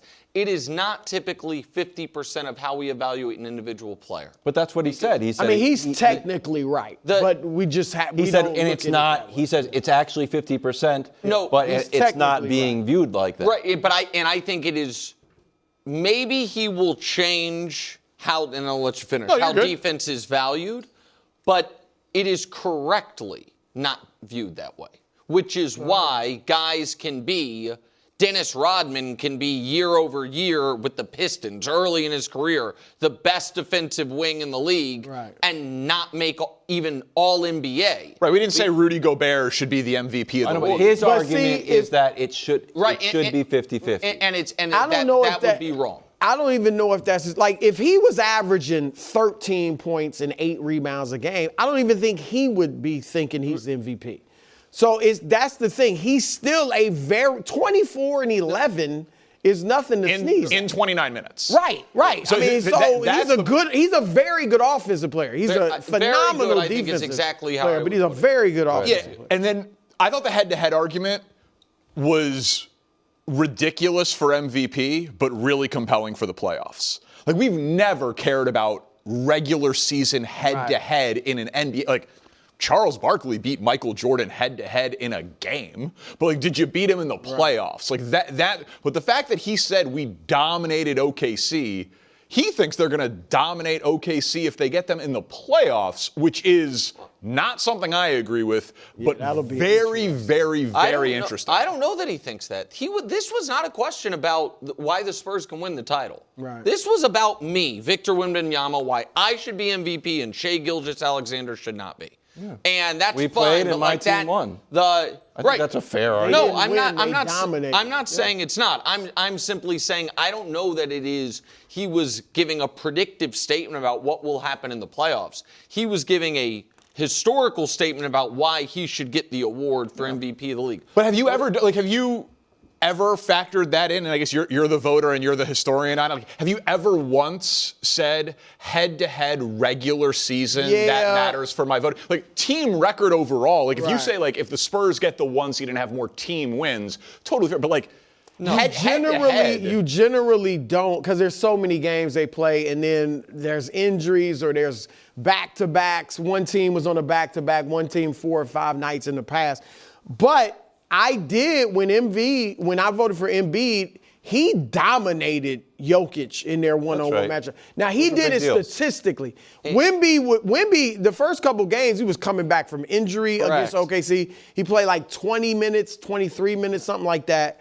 He played well, but his minutes were limited because he was getting back from injury. And Joker and Embiid, same position, guarding each other. Right. Which is different than Shea. Can I ask you, the last thing he said, the third point, I agree with it, but I don't know how it helps his case. When he said offensive impact is more than just points. Oh yeah, definitely. Like you're Steph Curry, like people are guarding you so far from the basket. Or you're, to use the guy I mentioned yesterday, Tyrese Halliburton, you are creating everything. I don't know how Wemby is an amazing shooter for a guy who's 7'6". He is a good shooter for anybody that's over 6'8". He's just a good shooter. He doesn't have the gravitational pull, though, at least as of yet, that great shooters have. And he's not even an above average distributor. He might be for his size, but as far as like creating points. So I don't know what I would have loved a follow up there on like, all right, so what do you mean about that third point? Like what of your offensive impact is not showing up in the stats? Because I can see it with certain guys. I don't see it, and maybe this was part of our argument yesterday about I don't think he has like, there's so much of Wemby's offense. I think there's a million things about Wemby's defense that don't show up in the stats. Shots, people are afraid to not even altered, not taken. Right. Shots not taken. I don't know what part of his game offensively is not showing up in the stats. Well, one, the defense has to really account for him everywhere he's at. But beyond that, the ability to score 24 points. He's 4th on the team in minutes. 4th on his team, and he leads them in points, rebounds, and blocks. But the ability to score 24 points on efficient shooting within the flow of the offense, it's not built around you, is huge because that allows Castle and Fox and Vassell and Champagnie. That's why they got 8 scores in double figures versus, and I'm not versus a Luka or a Harden where everything is focused on you. You create everything. That's one reason Luka's numbers are so huge, because he creates every single thing for the Lakers. And so that in and of itself, like these guys on the Spurs would not be getting those numbers with Luka or Harden or something because they would be dominating the ball. So I think that is a huge impact, and it allows that team to be so dangerous because any guy feels like they can go get their offense. Right, he doesn't have the ball in his hand as much. No. The usage is lower. The per 36 is higher because he's not even playing 36 minutes a night.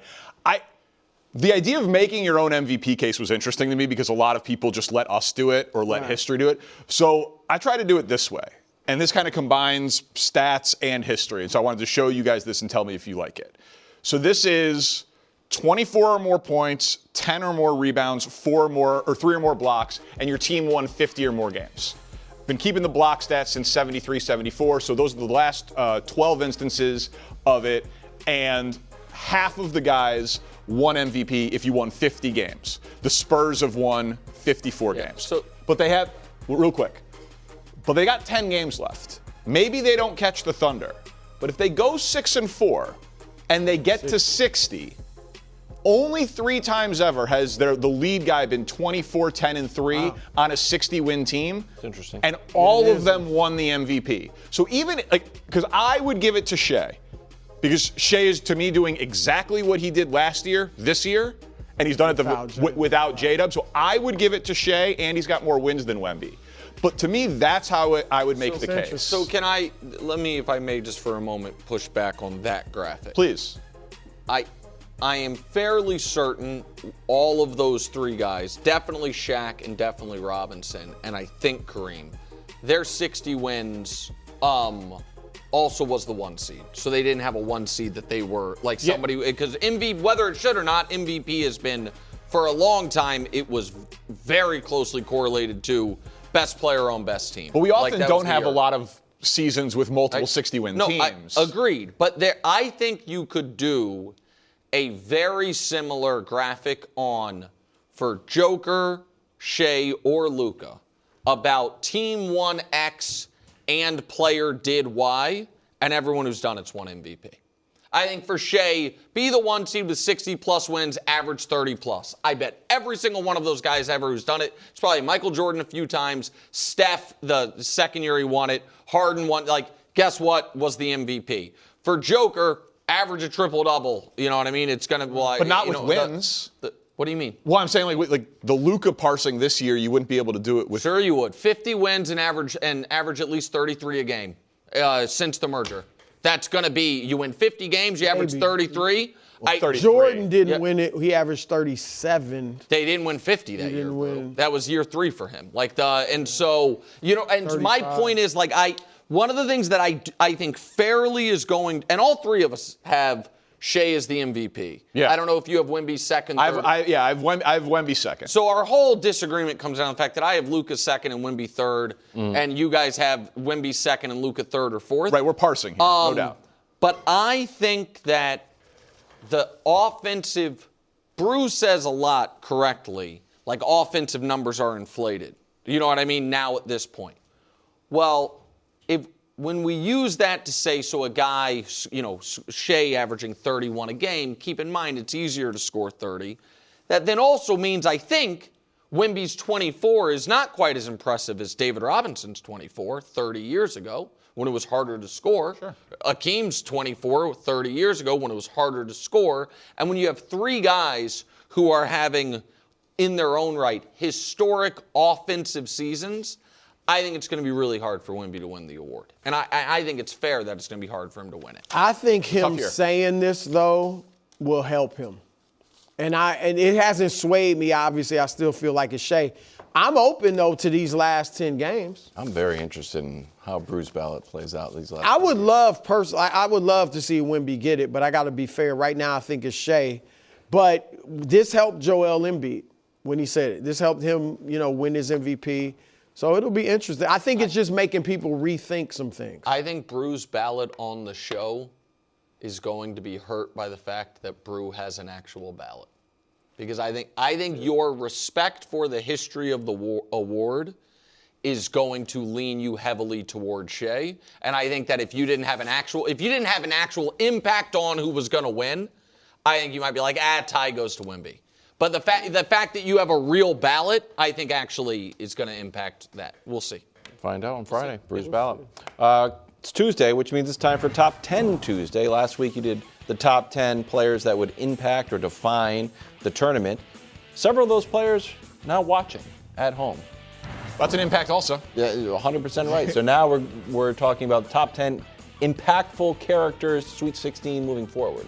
Yes, people, players, coaches, and people, because as you'll see, there is a caveat here for one of the spots in the top 10. Now, guys, I don't make the rules, but I do enforce them. Iowa, not a Cinderella, not likely to go to the Final Four, but you deserve a spot in top 10 because the tournament is made of stories. So Alvaro Fulgaris, this is the one shining moment. Like the buzzer beater to beat the 1 seed, and you don't run and celebrate with your team, but you run into your mother's arms because your father passed away when you were 9 and she flew in from Spain and it's only the second time she's seen you play in the U.S. and he's crying. This is the type of thing that gets the country talking about this tournament. Yeah. So it is not a typical Cinderella story, but it is a uniquely March story, and we'll see if he can keep it going against Nebraska. Speaking of Nebraska, coming in at number 9, Cornhusker fans. I don't know if you guys saw this on the broadcast, but Nebraska fans, obviously the first ever tournament win. Then they get 2 under Fred Hoiberg. They made the drive to Oklahoma City where the Thunder play. Decibel reading, loudest that arena had ever been, besting the number for the Thunder in last year's playoffs. Wow. Will Cornhusker fans travel all the way down to Houston? Of course they will, but Houston also playing in that regional. You're going to have a ton of Nebraska fans, a ton of Houston fans in the same location. Should be a wild atmosphere. Coming in number 8, had to have Arizona represented here. Tommy Lloyd, the coach of the Wildcats. They are a powerhouse program that hasn't won a title since 97, haven't been to the Final Four since 2001, 2 double-digit wins, should continue to advance, but a very tough path having to get through, They got Arkansas coming up and Calipari, and then Purdue, who is preseason number 1. So a tough path for Tommy Lloyd in Arizona to get there. At number 7, Kingston Flemings. This is the dream when you're in the region where the 1 seed loses. So Florida loses, you're on Houston, you're playing the Sweet 16 and the Elite 8 in your home city, which is a tremendous break because Rice is hosting the regional. You have Illinois in the Sweet 16 game, might be the game of the weekend, top offense against top defense. Kingston Fleming could be a top 10 pick, best offensive player on Houston. Can he keep up with the Fighting Illini? Coming to number 6, Rick Pitino. I mean, maybe the best coach if you needed to win a single game in the history of college basketball, trying to get his 4th program to a Final Four, which would, of course, be a record. He's got to go through Duke, and if it goes all the way on the other side, it would be number 5, Dan Hurley, his arch rival at UConn. Now, he has to get through, of course, Tom Izzo and Michigan State, but Dan Hurley already looking ahead a little bit. Don't know if you guys saw this with Rick Pitino. Take a listen to Dan Hurley. It'll be a live building. It's probably a little bit early. But obviously, I think we've got to try to support each other.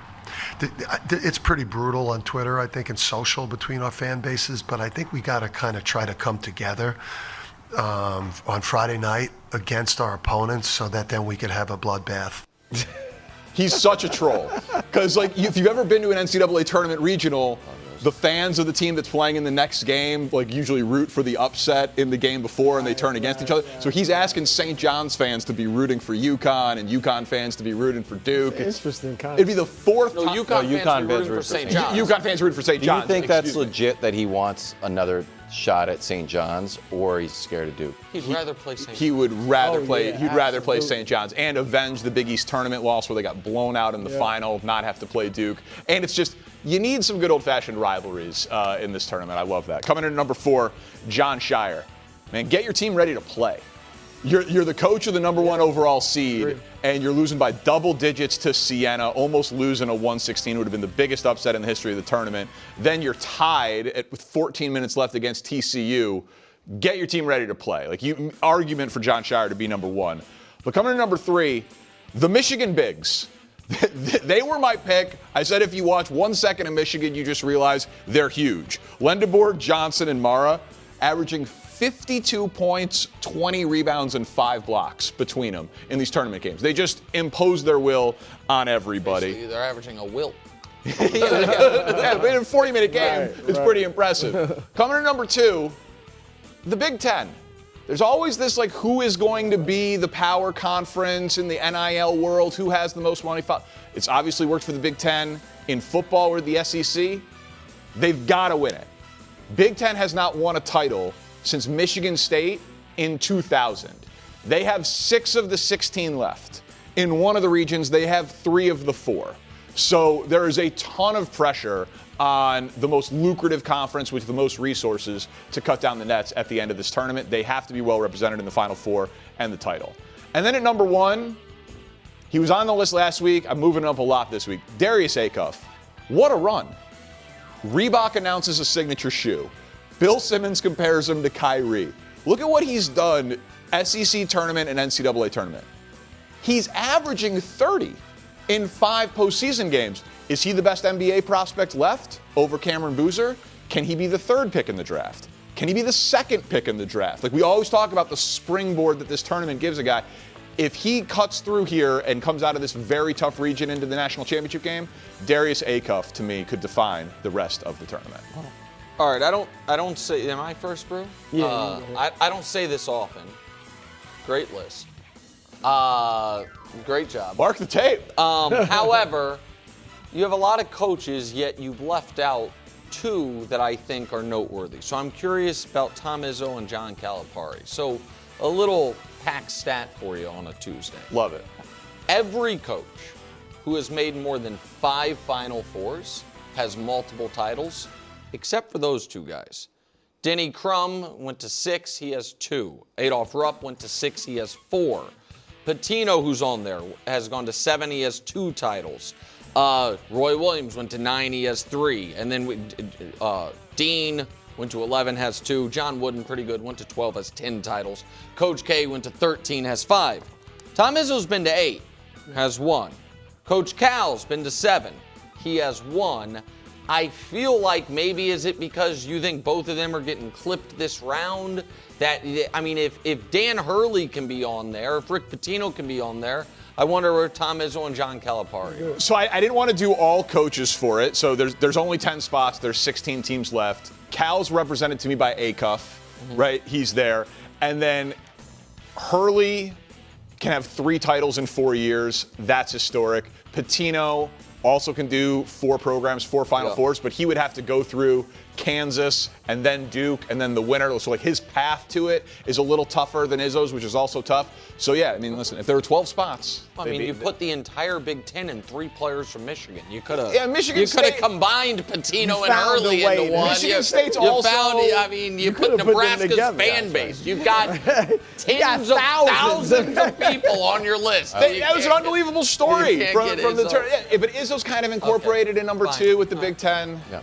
Well, look, Dusty came into my office today, offered me food and drink, and begged me to put Purdue fair. point guard Braden Smith on there. Yeah. So that's it. I went with it. Braden Smith, who is the all-time leader in assists at Division Preseason number 1, a 2 seed. Yeah, I mean, and they got 11 seed Texas.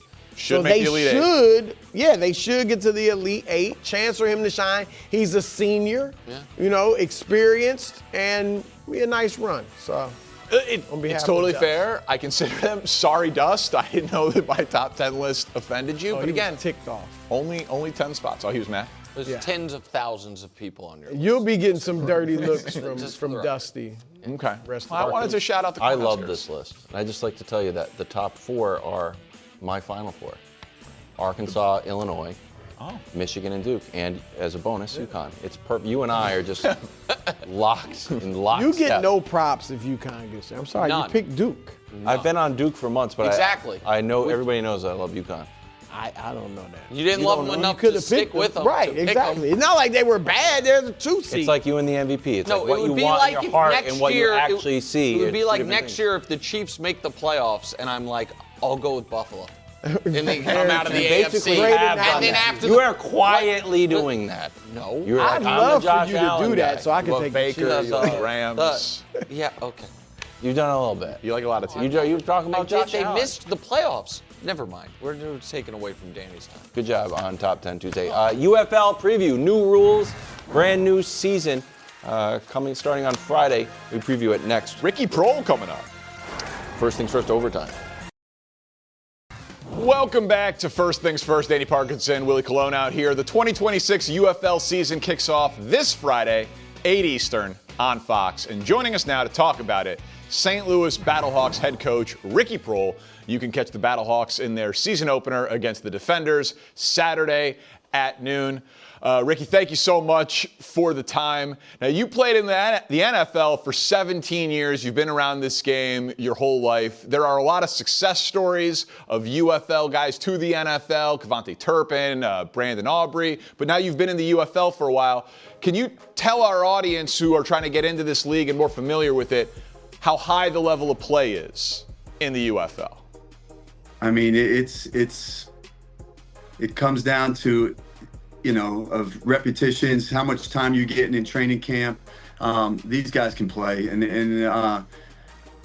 the level is so high here. It's just a fraction below. They need time. They need reps, and I think that's the hardest thing is some of them haven't had the opportunity to showcase their talent and skill set.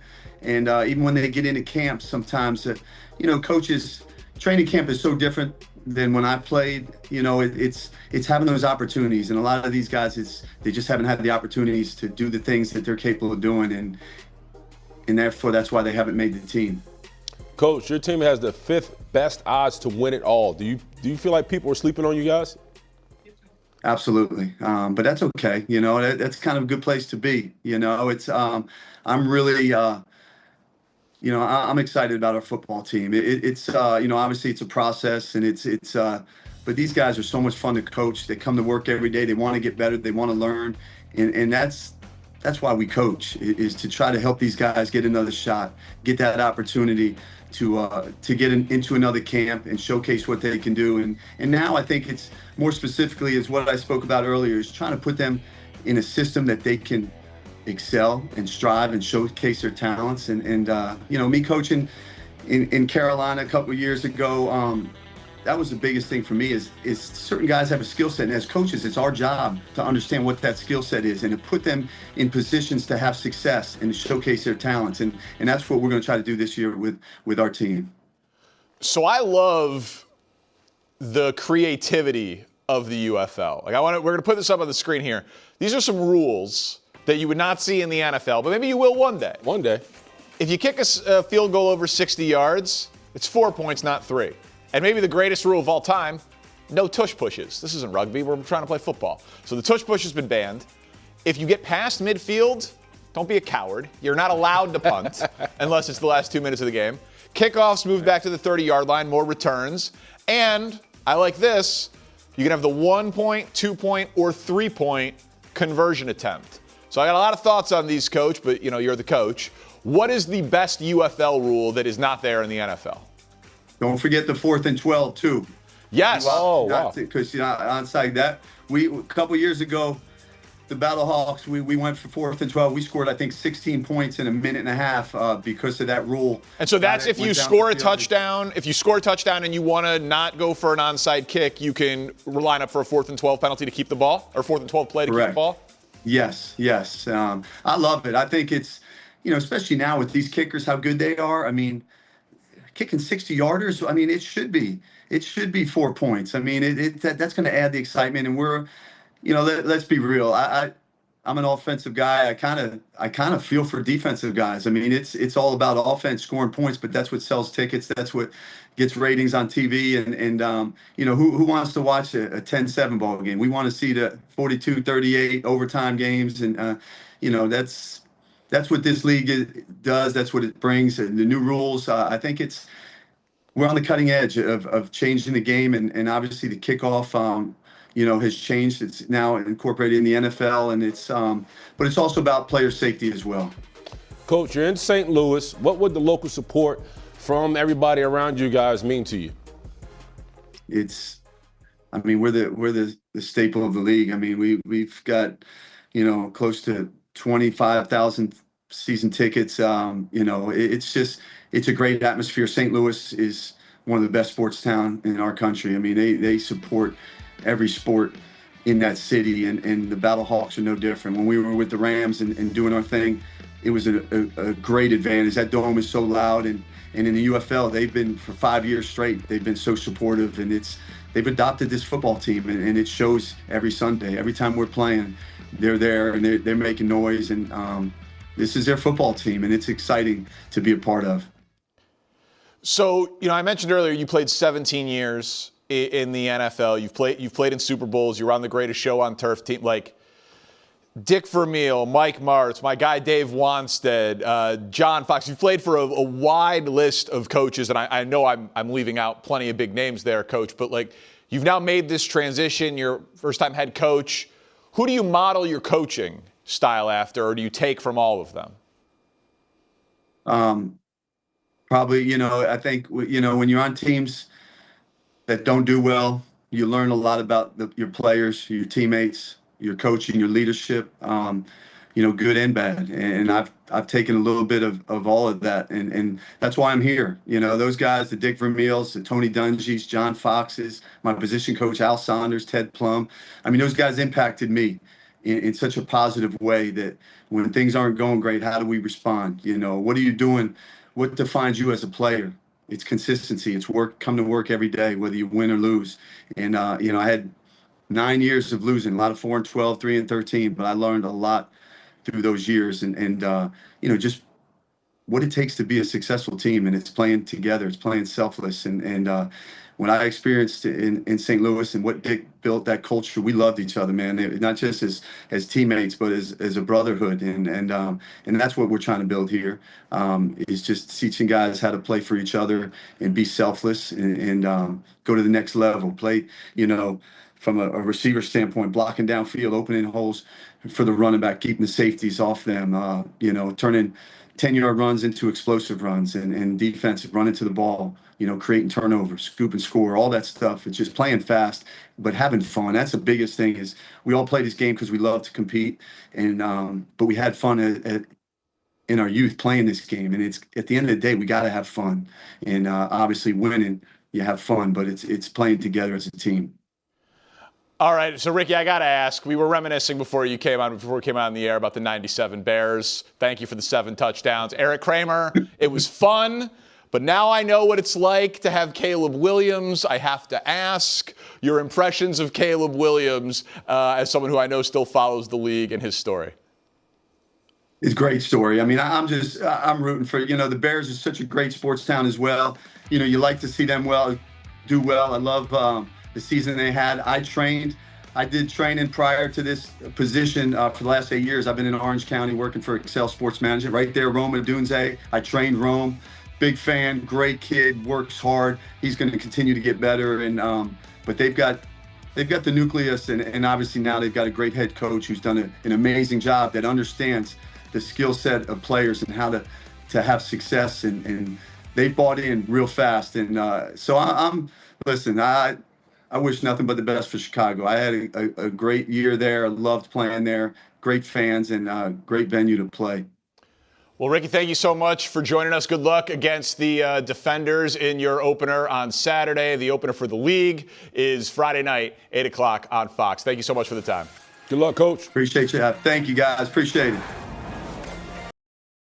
Thanks for hanging out on the OT. Still got Willie Colon out here. Let's go to Seattle. Lovely place. I've never been, but it's probably the top American city that I haven't been to. That's not why you called. Jackson Smith and Jigba got a huge payday yesterday. When asked if JSN is the best receiver in football, one of the two of us, Willie Colon, at this table said no. It was Puka Nacua, who's entering the last year of his rookie deal and will become a free agent in 2027. So, Willie, we put together the career comparison of these two guys. Very, very similar. Obviously, the yardage goes heavily to Nacua. Yards per catch, same number of touchdowns. The total number of catches goes to JSN. How do you see JSN's record-setting extension impacting Puka Nacua? Oh, there's no doubt Puka's going to get the bag, and I'm pretty sure his agent and family are doing backflips and running down the road screaming hallelujah. I think what I'm more interested in is how this deal is structured. Follow me. And then I'm going off because of their play style. If you're the Rams, do you offer Puka more in the short term, considering that, hey, man, they use Puka like Cooper Kupp, meaning he's more physical. He's not a guy who's going to run out of, JSN is one of those guys, gets the ball, gets down, or he's trying to get the yards he can, and he's going to get out of bounds. Puka's a more physical receiver. So that means you're talking about a shorter career when he's at his elite self. So he's also talked about not playing forever and those. Correct. He's a very young guy, but he has already given some credence to. Right. He's not going to play for 10 more years. I just look at Puka's game, and it's more like what they asked Cooper Kupp to do in reference to being the answer on third down, handling the dirty work a little bit more. JSN is more like a finesse, elite, streamlined runner who can make plays after the catch. So I'm interested in how they work that deal out. So I think everything you said makes perfect sense from a football standpoint. Right. But if I am Puka's agent, I am doing very simple math. And I'm saying, okay, JSN got $42.2 million a year for 4 years with $120 million guaranteed. You're going to have to give me at least $42.5 million for 4 years with $121 million guaranteed. My guess is these contracts basically mirror each other. And Puka, Really? Yeah, I bet you don't think Puka's going to fight for $1 more? That's what I'm saying. I think it'll like almost literally be $1 more. Like I think it will be 4 years, $170 million with $121 million guaranteed. Like I think you will beat him by hundreds of thousands of dollars per year and $1 million guaranteed. They are so similar, and they are the same age, and they are in the same division, and the numbers are so close. Like the Rams situation is just. Well, Jason's played more games than Puka. Yes, he has. But I mean, they are on a per game basis. They are very, and the total touchdown numbers are very close. Like I think that they are similar enough production and age and draft time and timeline and all of that I think these contracts are going to. It's like when we did the Justin Jefferson, Jamar Chase thing. It's like they're kind of the same guy. Mm-hmm. They're both clearly number ones. They're both clearly, top in the conversation for best receiver in football. So even though their styles are very different, I think the contracts are going to mirror each other. And yes, they should be doing backflips in the Nacua family. Is there a chance that the Rams franchise tag? No. I mean, listen, he's got another year.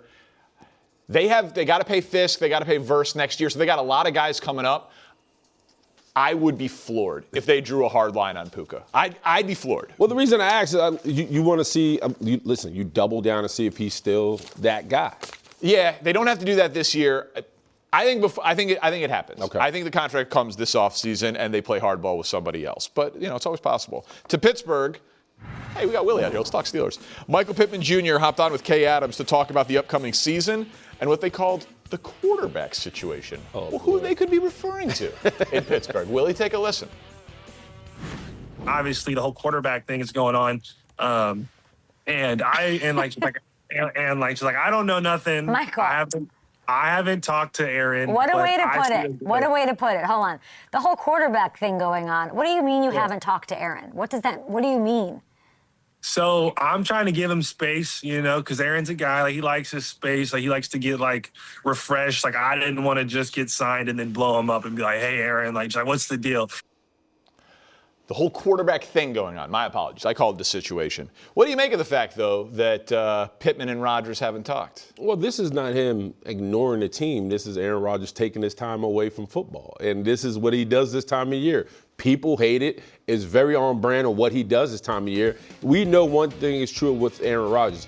He cuts the cord, right? He separates himself. He goes off wherever he goes off to, and he regroups, resets, and then he makes a decision. Yeah, if you're a young receiver, not young receiver, he's 28 years old, but if you're Michael Pittman, sure, you would like a call, but you're dealing with a different quarterback. You're dealing with a different dog. So you just have to humble yourself. And when the man makes his decision and lands back in Pittsburgh, you can have as many conversations as you want. And I get that to a point. There's something to detachment. As a leader. Okay. As a leader, don't you owe the guy a congrats text? Aaron Rodgers owes Michael Pittman nothing. Okay. I'm saying, what? Isn't it the right thing to do? He's not a hostess. He's not welcoming him into Pittsburgh. No, he's the starting. He's not getting he's not getting a pan of pierogies in Iron City and a yellow towel telling about, hey, welcome to Pittsburgh. No, Aaron Rodgers is a hired assassin. He's very on brand of who he is. So Michael Pittman will get his welcome to Aaron Rodgers' world soon enough. It won't be happening anytime right now. Okay, then it's just. And I heard Brew. Can I say something? Please, I heard Brew's comment talking about, well, if this was CeeDee Lamb walking into the building, Aaron would call. If that was Justin Jefferson, I don't think so. I think Aaron Rodgers is that smug enough to be like, hey, man, this is my time. This is my me time. You will respect my me time. Okay. As long as we're both willing to call it smug, as long as we're both willing to call it smug. 100%. Because it is not, listen, say he signs in a month and then he talks to Michael Pittman and there's plenty of time before the upcoming season. I get all of it. But there's rules for 31 quarterbacks and then there's rules for Aaron. It's always been that There's rules for 52 players on the Steelers and then there's rules 100%. For Aaron. And I got to be honest with you. When he was throwing for 45 touchdowns and 6 picks, and at that moment was the most talented quarterback that these two eyes had ever seen play the position, I would have been like, yeah, man, do you? Right. But when you don't beat playoff teams and dink and dunk and are in your early Man 40s. threw 24 touchdowns and only had 7 interceptions. 24 whole touchdowns? That's, But that's what Mitch Trubisky threw when he made the Pro Bowl. But at the same 24 time, touchdowns I don't means consider nothing. that washed. Like, I didn't say washed. Okay. But how many quarterbacks were better than Aaron Rodgers last year? 15, 20? He was in top 15 in my eyes. Oh, I know, you're in your Steelers' eyes. But I guess my point is like, it is one thing to have the Jordan rules when you're Michael Jordan. And it's another thing to have a little bit of self-awareness to be like, I should just be a good teammate. The great Mike Tomlin used to say, I will treat you all fairly, I just won't treat you the same. You know what I mean? And that Aaron does not treat himself the same. 100%. So whether we adhere to it or not, this is what it is. And listen, this time of year, we all sit around and say, what's Aaron going to do next? This is what we've been doing for a long time. So Pittman is just falling in line of what the league and fans and everybody around the NFL universe has agreed to. We all bend the knee and wait for Aaron. It is what it is. Would it have annoyed you? No. Yeah, you don't hear from your quarterback when you join a new team? What would he say? Hi. Yeah. This is where you get the best sandwiches with French fries. Like something, a little something. I'll see you when I see you, homie. Okay. I need to be courted. All right, let's head down to MetLife. We got former Jet Willie Colon out here, and your old team worked out former Penn State quarterback Drew Allar. Other reports say they got their eyes on former Miami quarterback Carson Beck. Now, the Jets have the second pick of the draft, not saying it would be with that pick, obviously, but they own 9 total draft picks. Willie, would you be okay with the Jets using one of those 9 picks on Allar or Beck? Yeah, it's not a high pick. You know, I think if you feel like you have a guy that can obviously add some depth in the quarterback room, sure. I don't know much. I have watched Carson Beck for a good portion of his career. I think he shrinks in the big moments, but he's an efficient quarterback. Hopefully he can upgrade that at the next level. Allar, I didn't watch much of, to be honest with you, but nevertheless, man, if you're the Jets, your goal going into this draft is structure, right? How can we continue to build on the structure we have right now? They've done a great job in free agency at adding pieces, but they need quality depth, not just guys, because that's what the Jets have done in the past. They get guys, but they don't get quality depth. That's what carries you into January. So if they feel like they got a guy that can help them late in the season, sure, go get him. So I wouldn't love it because when the Browns drafted Dylan Gabriel and Shedeur Sanders, yep. I was like, you used a 3rd and a 5th round pick on quarterbacks when you didn't have the team around you.